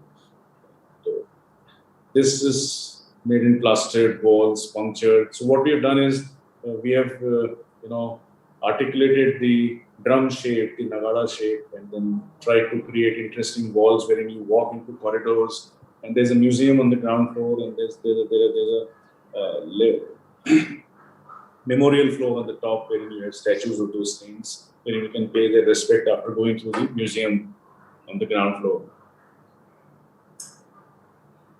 This is obviously museum in Sevagram would mean Gandhiji in his life and his philosophy. We had fortunately a very gentle slope on the side, and we, going by the humbleness of the personality that we're designing a museum for, the entire museum is underground, and we have excavated wherever we could to create courtyards. So this is how the museum looks from the entrance. You see only pergolas, and you see the ground below. The museum sits 6 meters below the ground because of the slope that we had from the entrance. And you only see pyramids to take light inside the museum space. This is made in entirely exposed brickwork.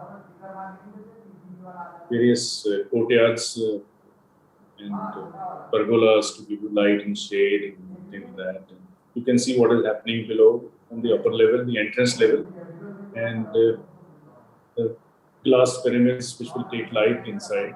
Here, lighting is not possible because the building is going 6 meters below the ground, but the level has gone 6 meters below. So these are some of the views there. Lower level courtyards and interactive spaces. Museums these days have transformed themselves into not being static displays, but being dynamic and interactive spaces. And that's the challenge that an architect faces when you design a museum, where you are able to retain the interest of the candidate, of the visitor for a long time. Some views of this. Now, this is a freedom fighters Smarak and museum that we're doing, museum for one Shaheed of Chhattisgarh. This is also built under the ground, most of it. There are some sections, and this is how it looks. I will not explain in detail, but various vistas and ramps to go down different levels. And it gives a very humbling feeling to be there, and this is how it has been conceived. Different levels cut into the earth, and this is the entrance to the entire museum and Smarak Freedom Fighter Memorial.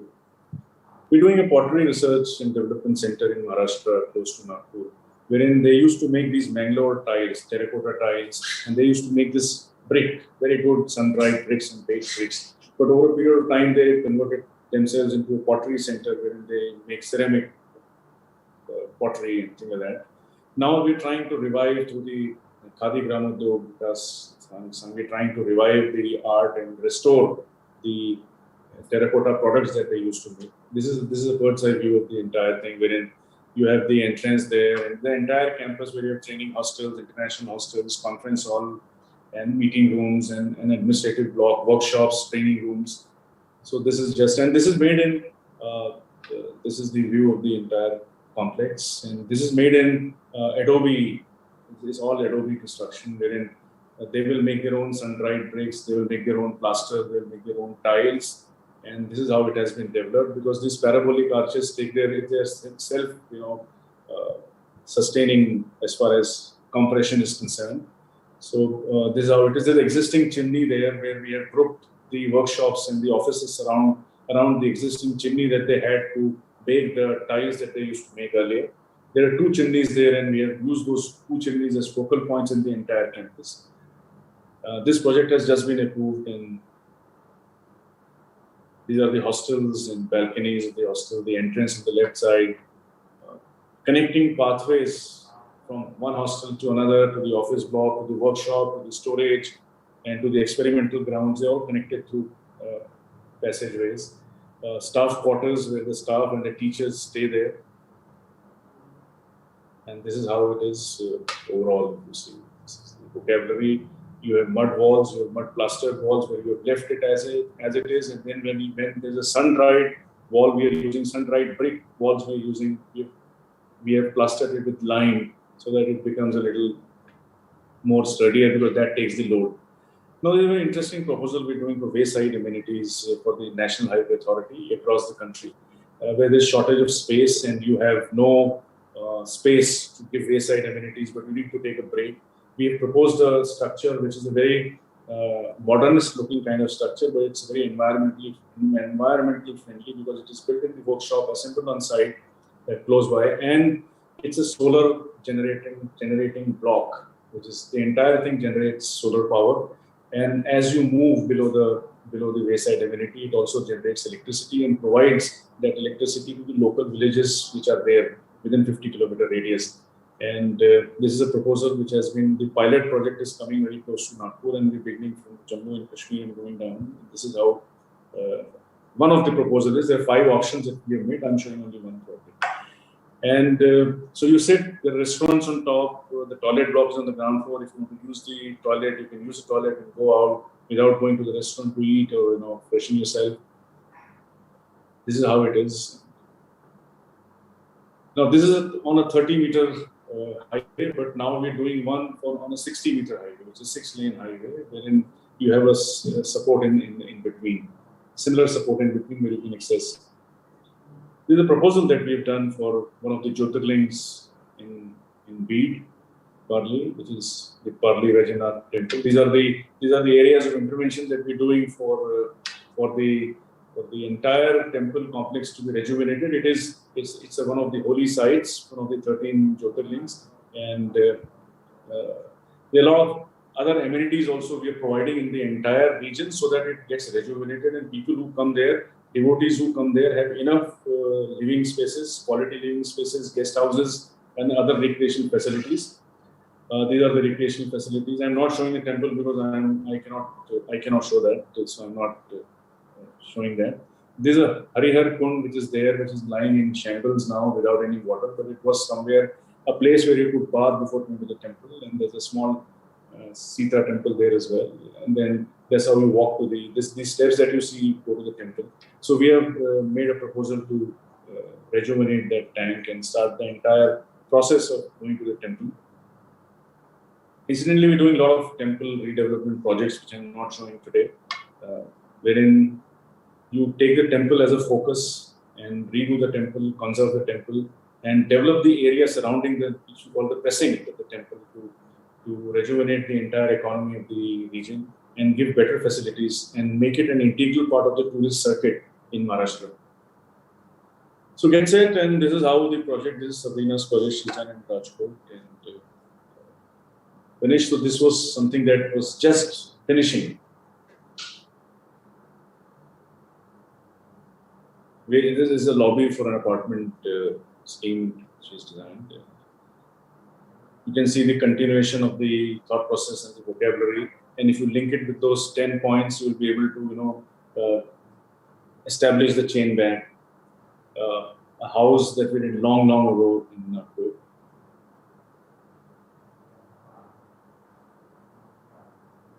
Another house which was finished a few years ago, where you borrow motifs locally, where you borrow symbolism locally, and work on it, articulate it, and try to use it in a contemporary house. Another house which is just started to get set, and it's all in steel. This is how it looks, the pear shell. This is how it looks before it is done. Another restaurant, house of beers, being finished in the last stages, being given finishing touches. There's some details. Another project which we did for religious tourism integration project in Dhammangaon, Mungsaji Maharaj, which is about to finish now.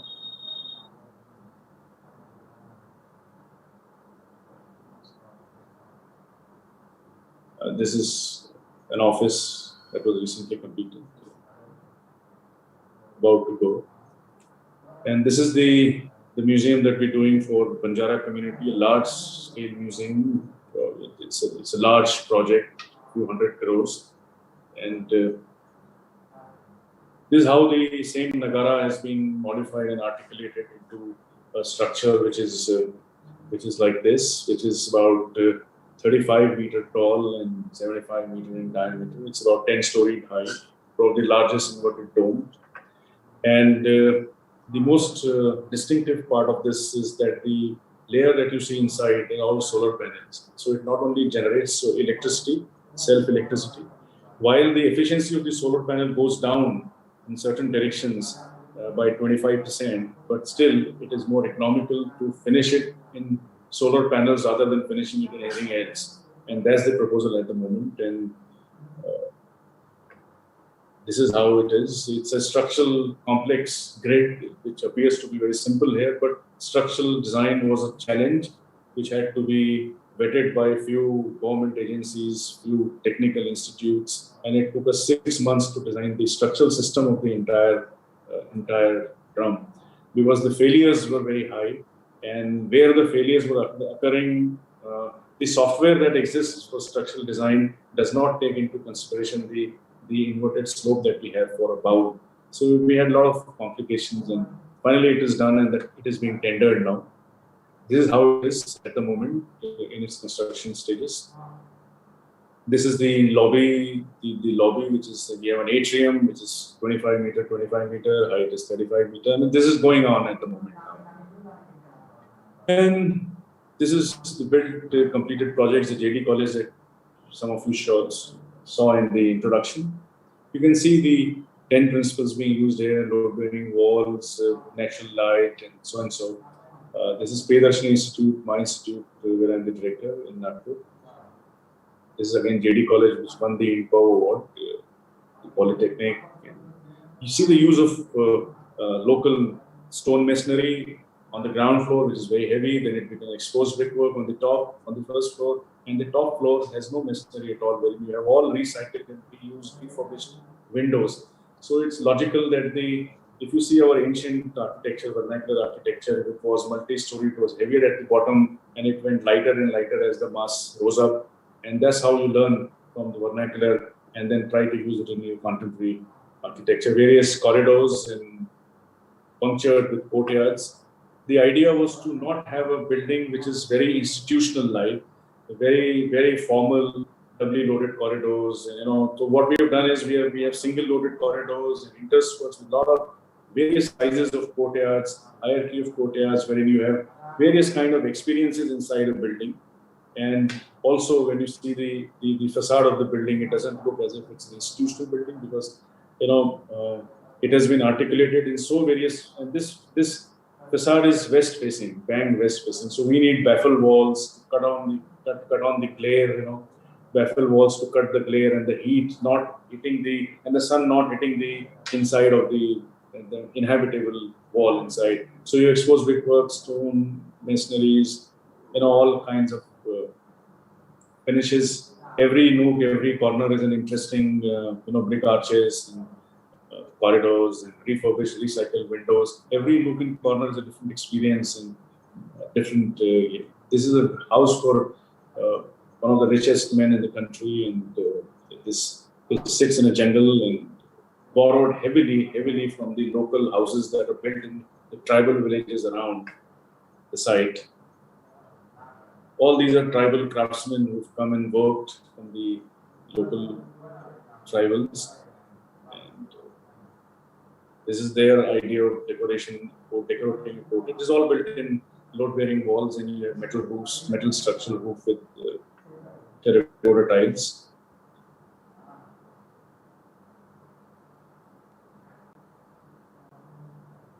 The flooring is also cement tiles, various patterns. It is themed on 4 or 5 themed: air, water, fire, and so on and on. So the flooring complements that.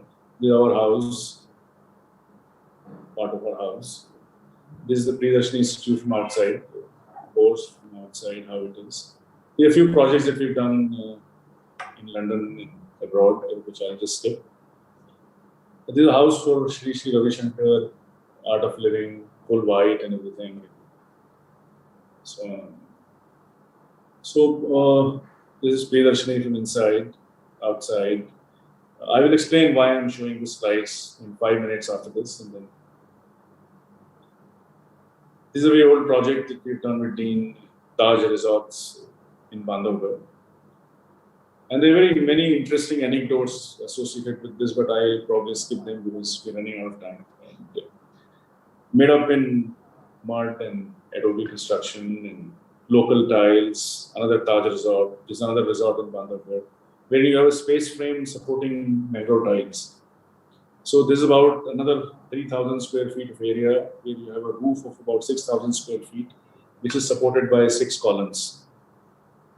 The reception there, and the walkways around the pool, bedrooms, everything that you see is recycled, refurbished, including the tiles which are reused from another demolished site, the windows, everything.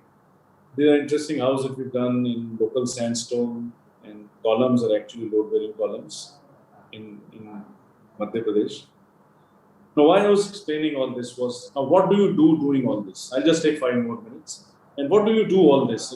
This needs changing of mindsets. This needs changing of your thought processes. I'm talking to the students, wherein you need to look into and find out what you are actually doing, what kind of architectural designs that you're producing for your design assignments, and what kind of buildings you would produce as architects. So, the importance that we have in our architecture, in our minds, is something where context plays a very important role, where you have nature and culture relationship that you need to understand and explore. What is the relationship between nature and culture and your designs? I'm just showing you slides of whatever I've just said. In context and sense of place, you need to give a distinct character to your designs by understanding the sense of place. And that is a part of the larger context that I'm talking about. What is the massing and the surroundings that you're working in, that you're designing in? What is the importance of light and shadow? How can the interplay of natural light and shadows enhance your design experience, enhance the experience of your users who are using the building visually or physically?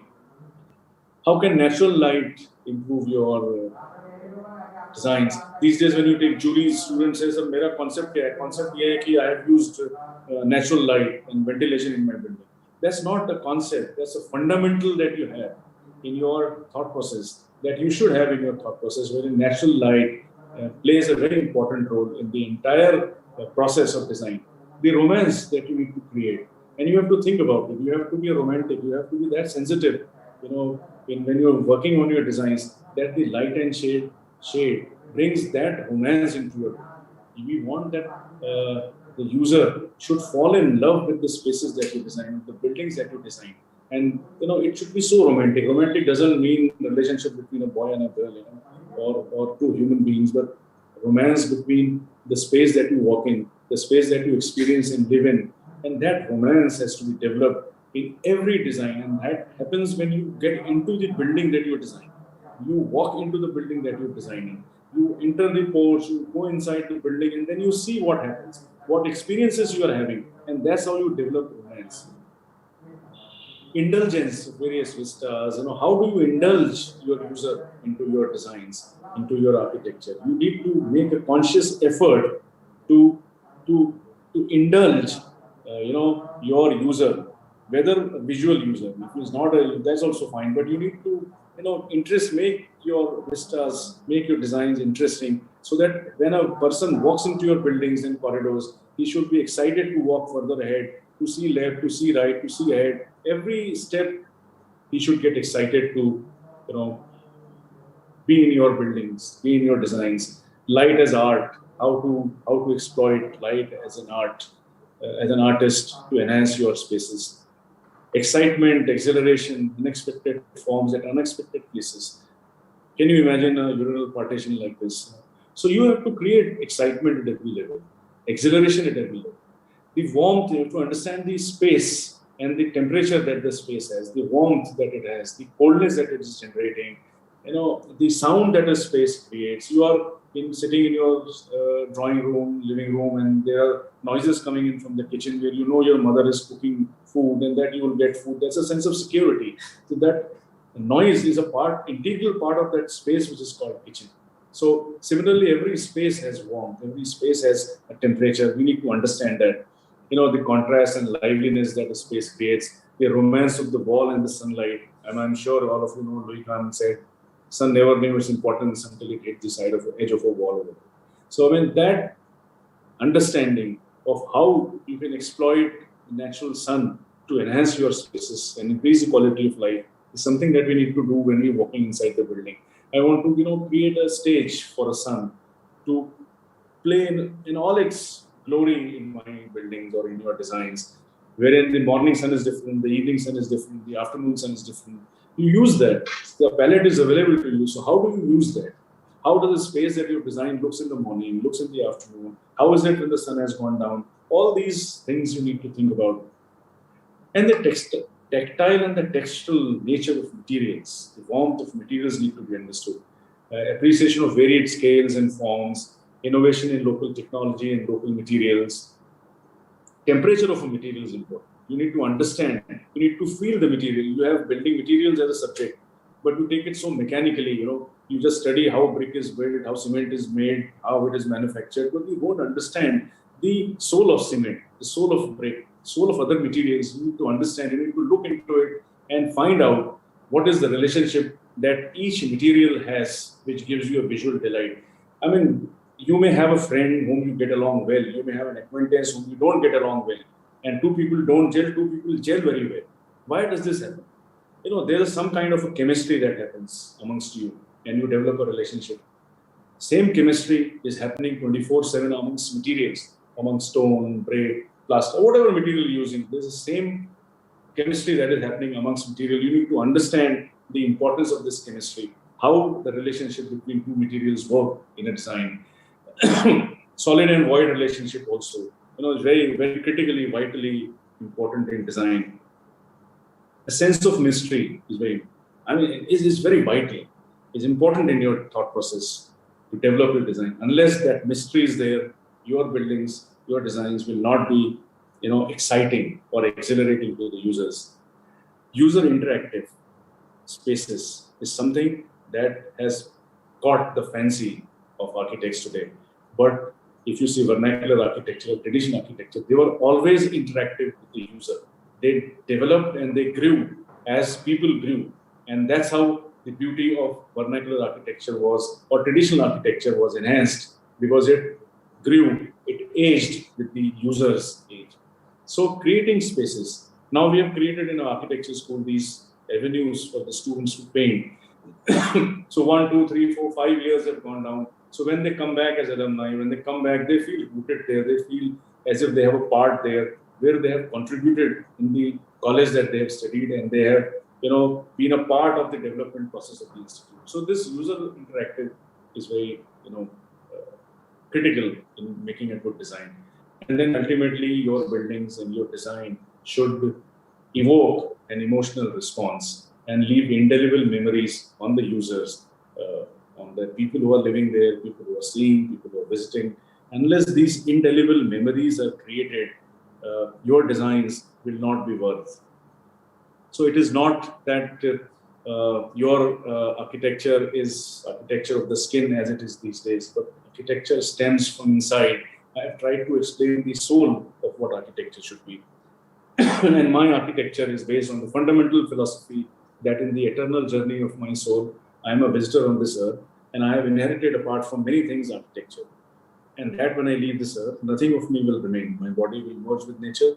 My architecture, whenever it dies, shall do so too. That to me is real sustainability, absolute truth, and the foundation of true architecture. If you understand what I am saying, when you use materials and methodology in your buildings, if they are able to be devoured by nature or to be consumed by Mother Earth, your building will be the most sustainable building that you have ever built. And that is the idea behind the entire thought process. And this needs for you now to get set and go ahead in life and do and make and produce an architecture which is sustainable, green, environment friendly are cliched words, but which is contextual, which is true to your own self, true to the self of Mother Earth and nature that you're building in. And this needs changing of mindsets. And that changing of mindsets is what I'm looking at all my younger students, all the architects of the future, where you change the mindset, and that changing of mindset is very difficult. And that happens at this stage of your learning to be an architect. And I'm sure you will change this, and your thought processes will be moved a little by whatever I have just described and I have just said. And there's a small poem I'll recite at the end, which so many of you would have heard it earlier as well. But हो गई है पीर पर्वत सी पिघलनी चाहिए. पीर पर्वत सी, the agony has reached Himalayan proportions. हो गई है पीर पर्वत सी पिघलनी चाहिए. इस हिमालय से नई गंगा निकलनी चाहिए. और आज ये दीवार पर्दों की तरह हिलने लगी. पर्दे बड़ी आसानी से हिल जाते हैं when wind comes. तो आज ये दीवार पर्दों की तरह हिलने लगी. शर्त लेकिन ये है बुनियाद हिलनी चाहिए. और हर सड़क पे, हर गली में, हर नगर, हर गांव में हाथ लहराते हुए हर लाश चलनी चाहिए.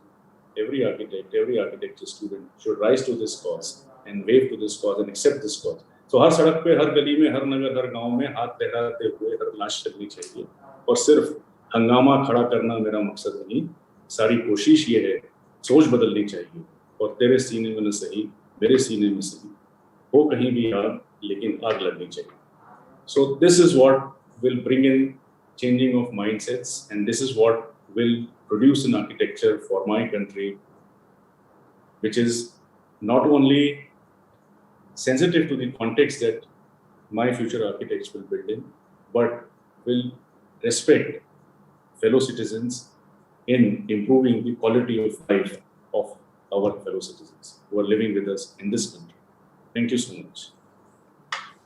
Thank you so much, sir, for your wise words. It was such an eloquent presentation from your end, and many of us have benefited in many different ways. We have got a lot of questions beforehand as well, and fortunately through your presentations, if the students were actually able to read between the lines in your presentations, many of the questions themselves have been answered. At the same time, there are a few questions which Shweta Misri ma'am will share, which we have pre-framed before the presentation itself, because the title of our today's session was a bit deceptive, but the way you took it was something which was holistic, and especially your work, it's eclectic ensemble. That sense of eclecticism in Indian architecture can definitely be seen in its complete essence through each and every work of yours. So I'll open the stage for Shraddha Mistry ma'am. She can ask a few questions. Yeah, thank you, Stephen. Thank you so much. Hello, sir. Thank you. And I am really happy that, I am attending this today. It was such a eye-opening session. The kind of variety that you showed in your projects was amazing. Actually, I was not expecting so many projects to be seen in one presentation. And it was, I'm sure for students also, it is going to be a really, an eye-opening session and something that they will really take back for in their future works. So yeah, as Stephen already told you that in the anticipation of this event, we had got such an overwhelming response from all the colleges that we couldn't help but invite the questions beforehand, because there were so many ifs and buts. We want to ask questions, students were really wanting to interact with you. So we have taken some questions which are very generic, not maybe specific to this presentation, but they are from students across the 5-6 colleges that we have invited today. So yeah, from here, the first question is from a third year student of our school, that is Richa Sharma. Sir, when do a certain architectural object become an element of art? How would you like to put this? Always, since its conception. Since its conception. If it is not a work of art, it cannot be an architectural object. Okay. So there's one more question from Stephen sir himself. I would like to take this question, Stephen, from you. So how do you perceive bylaws or regulations in your design? Do they hamper your ideas or help them? And are they necessary according to you? Yes, they are necessary. You have to have law, otherwise you cannot live in a society sans any laws. So there has to be a law, that is for sure. See, I was very terrified and I didn't like the rules, regulations and bylaws when we started practice. And I was under the impression that, this is what curtails your creativity and this is what, spoils the ideals that you learned in school. So we concentrated on doing projects minus the bylaws. So resorts, outside the cities where there are no bylaws, where you can do whatever you want to build, and explore your creativity. But then you realize you cannot survive, on without, bypassing the bylaws. So then I realized that creativity and challenge within the bylaws, within the framework of the bylaws, is a more challenging thing than making without bylaws. See, bylaws are something which are made by a certain set of people who seems to be in power and who wants to control power over you. They want to control you, which is a part of growing up and part of living in this country. So it's fine. I mean, bylaws are there; they have to be there. Without it, you cannot live. Imagine no IPC. No criminal law. There's no code. There is nothing. This is a very idealistic society. So you have to be bylaws. But whether they are good for development of a city or bad for the development of city is a question which is debatable and is a separate topic of discussion. But bylaws are important, and being creative and building something which is sensible and good within the frame of bylaws is more challenging than building without it. Very true, sir. So the next question comes from Mathita, again a third year student of SAL. Sir, what would you like to change about the architectural education system after this pandemic? Everything. Not only after the pandemic, before the pandemic. And unfortunately, I don't have the powers to do or the time to do it at the moment. But architectural education, not only in our country, everywhere else, most of the part of the world has gone to dogs, to be honest. And this is not the word of the president, this is my own personal words. But see, let us understand, the organization, the systemic organization and regulation of architectural education has killed architectural education. architectural education has to be apprentice-based, has to be based on a hands-on concept rather than the studio-on concept that we all are learning and going through. And the kind of teaching that we are having, wherein we are excluding teachers from actually building buildings, where you are, by whatever may, I mean, whatever regulations, rules, policies, X, Y, Z, but most of our teachers are not supposed to build. And most of those who build do not teach. And that is the paradox that we are all living in. We are making a product, pardon me saying so, but we are making a product suitable for a market, and we are not taking the market forces in mind. I am not being negative about the faculty or the system, or I am not saying that our faculty cannot build. I am not saying that at all. What I am trying to say is our policies are at fault, wherein we are training architects without understanding what the expectation of the market is going to be. I mean, in crude terms. But our education system, education process of teaching and learning to be architects needs to undergo a 360-degree change, for sure. Yeah, I think that's very true, and that's the sole reason why sometimes students, when they are out in profession, they feel completely lost, and they feel like there's much more to be learned yet than what they've already learned in the 5 years course. So the next question is from one of the students of SAL School of Architecture. What is the best and the worst part of being an architect according to you? To me, there is nothing worst about being an architect. Nothing worst about being an architect.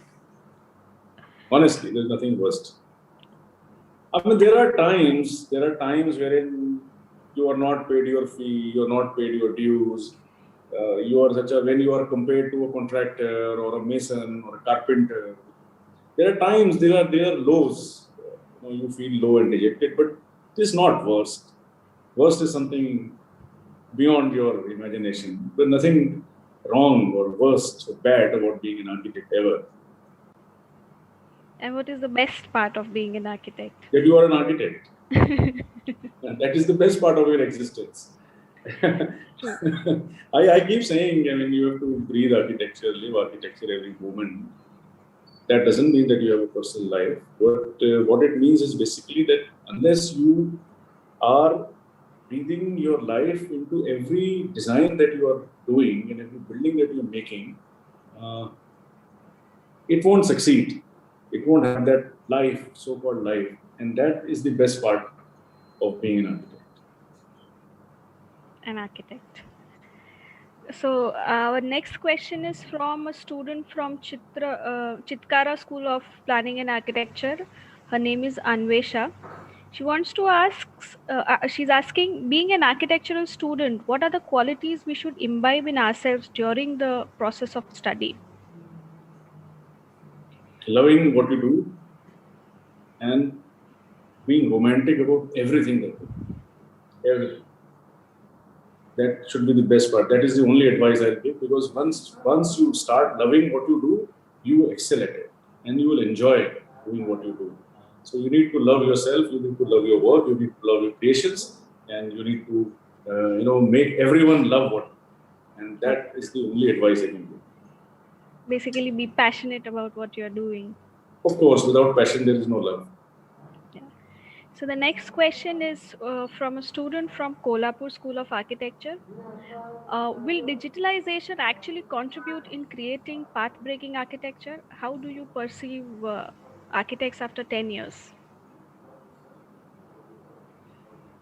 Digitization or technology is a part of our future, but it cannot shape architecture. It is your mind which will shape architecture. It is your mind which will generate and develop future architecture. These are tools we have to understand. We had tools which were our pen or pencils or drawing board or whatever. Now we have the mouse and a keyboard and a screen and software. These are tools, but your mind cannot be subservient to these tools, to these methods and technology. It is your mind which will create architecture. It is not can you imagine a digitization or a software creating architecture on its own. It has to be fed. The parameters have to be fed, and that is the mind which is feeding the parameters. So similarly, it is your mind which is going to create future architecture, and not being negative, not being pessimistic, but I think our country needs 30 million homes in the next 10 years. And it is we architects who need to rise up to the occasion, look at opportunities and avenues where we can contribute in the development of the country and earn a livelihood for yourself. So I see architects in a position which will be, see, I mean, if you see, I am to be very honest, if you take a city and you have the top 100 or richest people or most popular people, you will find a couple of architects in there. So it's a profession which needs to be cultivated. It's time that we actually look out for avenues other than the elitist field that we have made ourselves into, and we need to explore possibilities wherein our knowledge as architects contribute in the development of the rural sector, in the agrarian agro produce sector, in so many other sectors, in unconventional means and methods to generate electricity and power, so many other things where architects can contribute. And these are avenues where we are at the council where we're doing something about it, but it's a slow process. But these are avenues which one should look into and explore and expand your horizons to be successful, to have a foothold, and also meaningfully contribute to your country simultaneously. So it's a very good opportunity that we as architects have in the next 10 years. So again, the next question is regarding online education, sir. So online education in architecture has put limitations in creativity of students. What is your opinion? Sorry, there was a break in the voice. Can you say it again?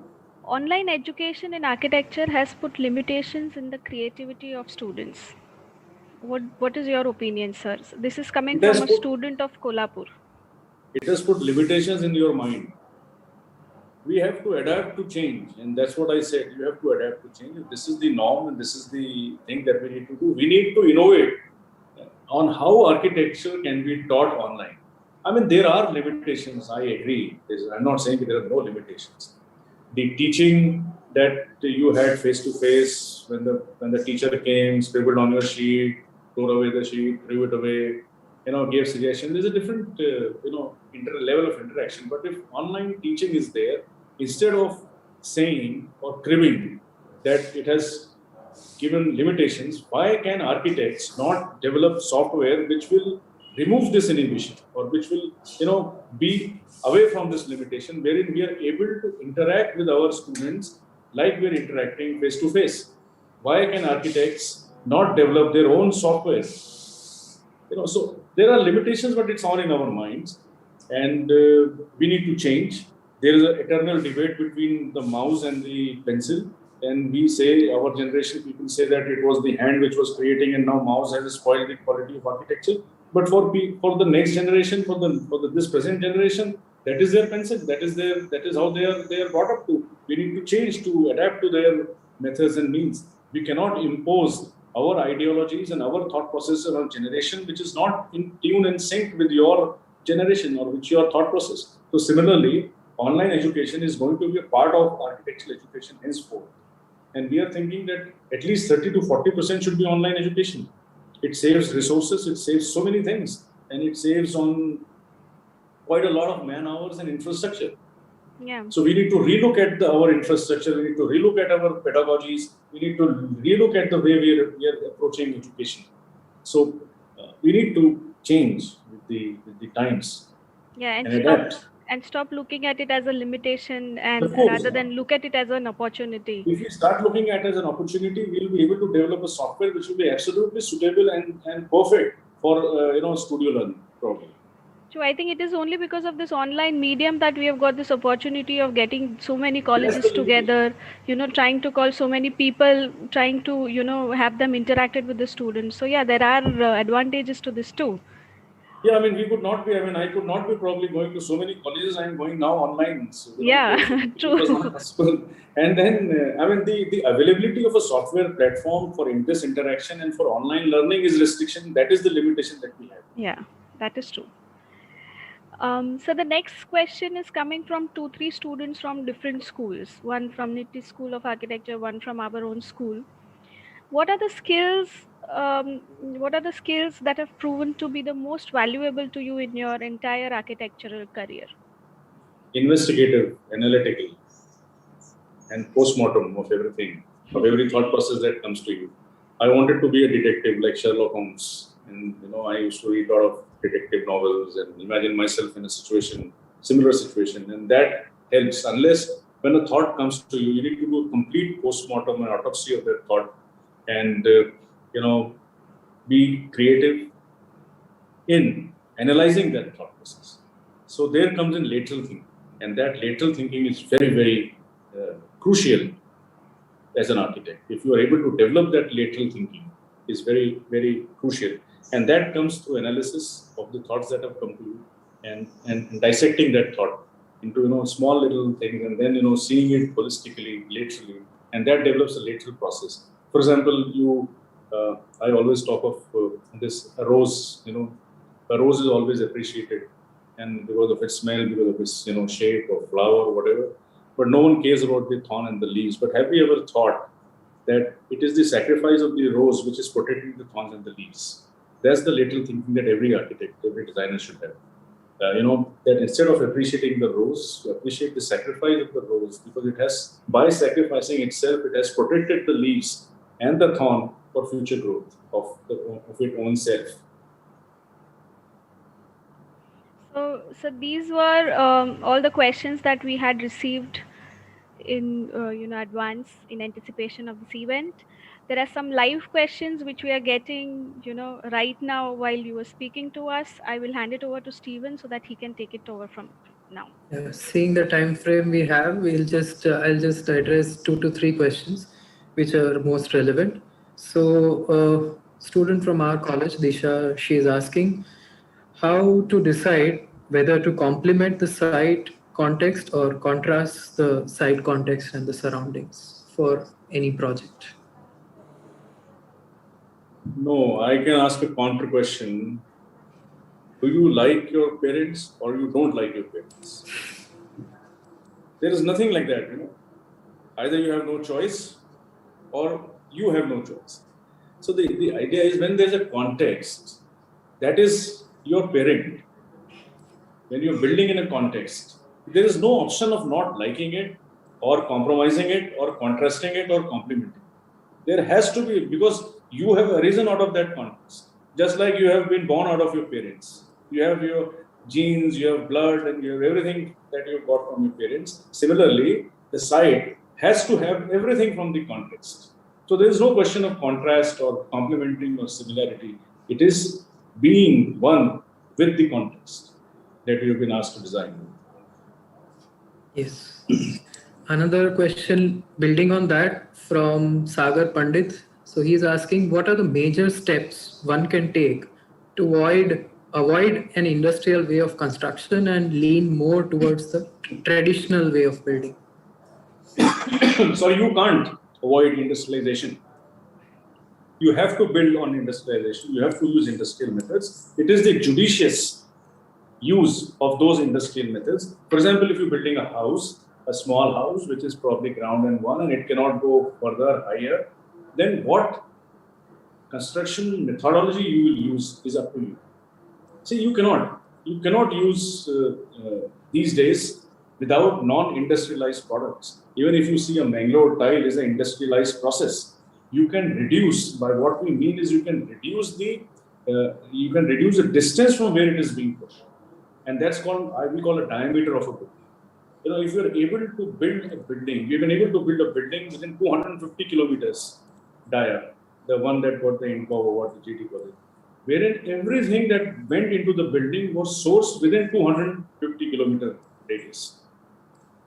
That means the material, the steel, the bricks, the the wood, the recycled wood, everything came within 250 kilometers, including the labor, so that you rejuvenate and the local economy as well.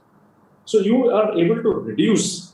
So you reduce transportation costs, you reduce production costs, you reduce procurement costs, you reduce logistics, and so many other things that you do. And also you rejuvenate the local economy by providing employment and providing business to your local region where you're building in. So the shorter the building radius or diameter, the more logical and sensible and non-industrial it is what we mean by. See, you cannot avoid industrialization. Can you think of drawing by hand and building a multi-acre complex? You can't these days. So your software, your computer is also an industrialized product. So let us come to think of it, but let us try to reduce the area from where you procure your building materials, procure labor from, so that the purpose is achieved. Yes. And lastly, a question which would answer many questions in a nutshell. Ritika Anand, she is asking, bringing new to the table can get taxing at times. How do you keep the creativity flowing and deal with the artist's block? It's a long answer to this question, but see, you have to make compromises on them. You cannot be an activist or you cannot be an idealistic, saying that I believe in certain philosophy and certain thought process and I will not compromise it. To achieve that goal, you need to make compromises on them. I have built buildings which are absolutely, not in sync with what I have just told you. I have made compromises. I have taken reduced fees. Sometimes I have taken some other benefits, of doing a project free probably and getting another project which would probably demonstrate my thought process in a better manner. So you have to be flexible.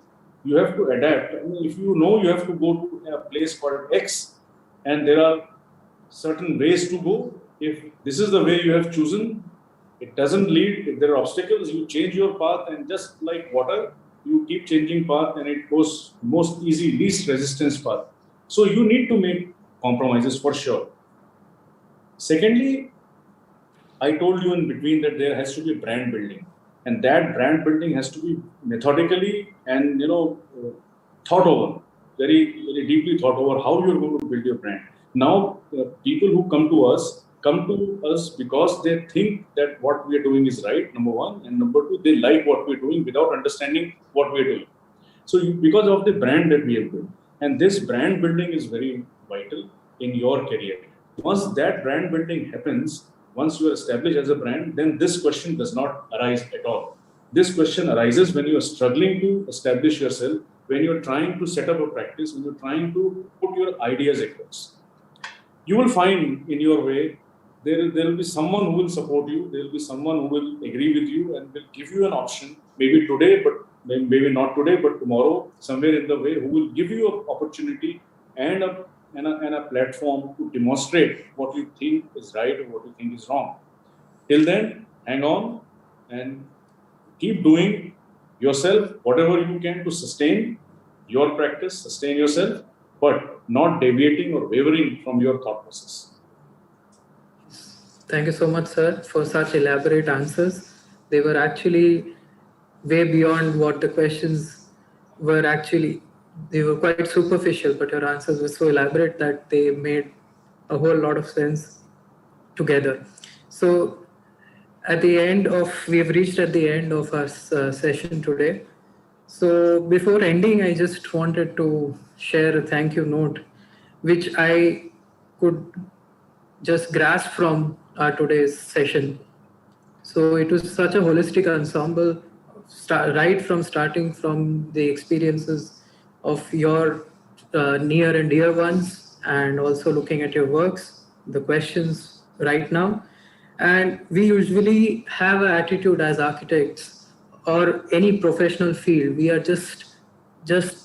we just stick with the whole kaam se kaam tag.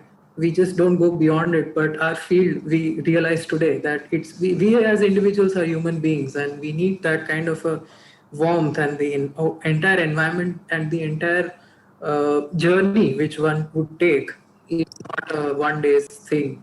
So we could get that from this presentation, and it will be a really memorable memorable event, which is not only looked at someone's work on a specific topic, but a whole journey and the reflection of one's philosophy. So the hard work. So what we got to learn today is that what makes you superlative and impressionable is the dedication, hard work, the people behind you, and the impression which you leave on them, and the connections which you make. So that's in a nutshell what was my learning, and I believe many of us have got this, will share the same. So yes, we are in this field, but the question is, have we truly emerged? As you spoke, replying to some answers, that we are, some are just starting this journey, some want to go for masters, some want to go for PhD, but have we truly emerged? Are we truly striving to that? So yes, we are get set, but are we truly go? So that's where I would just share the stage with Amarjan Imbalkar ma'am to share some words of thanks. So convincing as always. Hello, Habeen sir.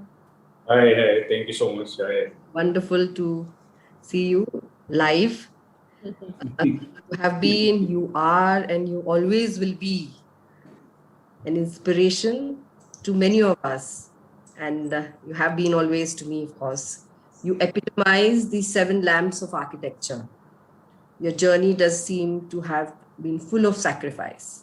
Your honesty and truth towards yourself and the architecture you have created and will create has empowered you, bestowed power in you for giving with confidence to yourself, to the fraternity of architects, students who are all here, and your architecture.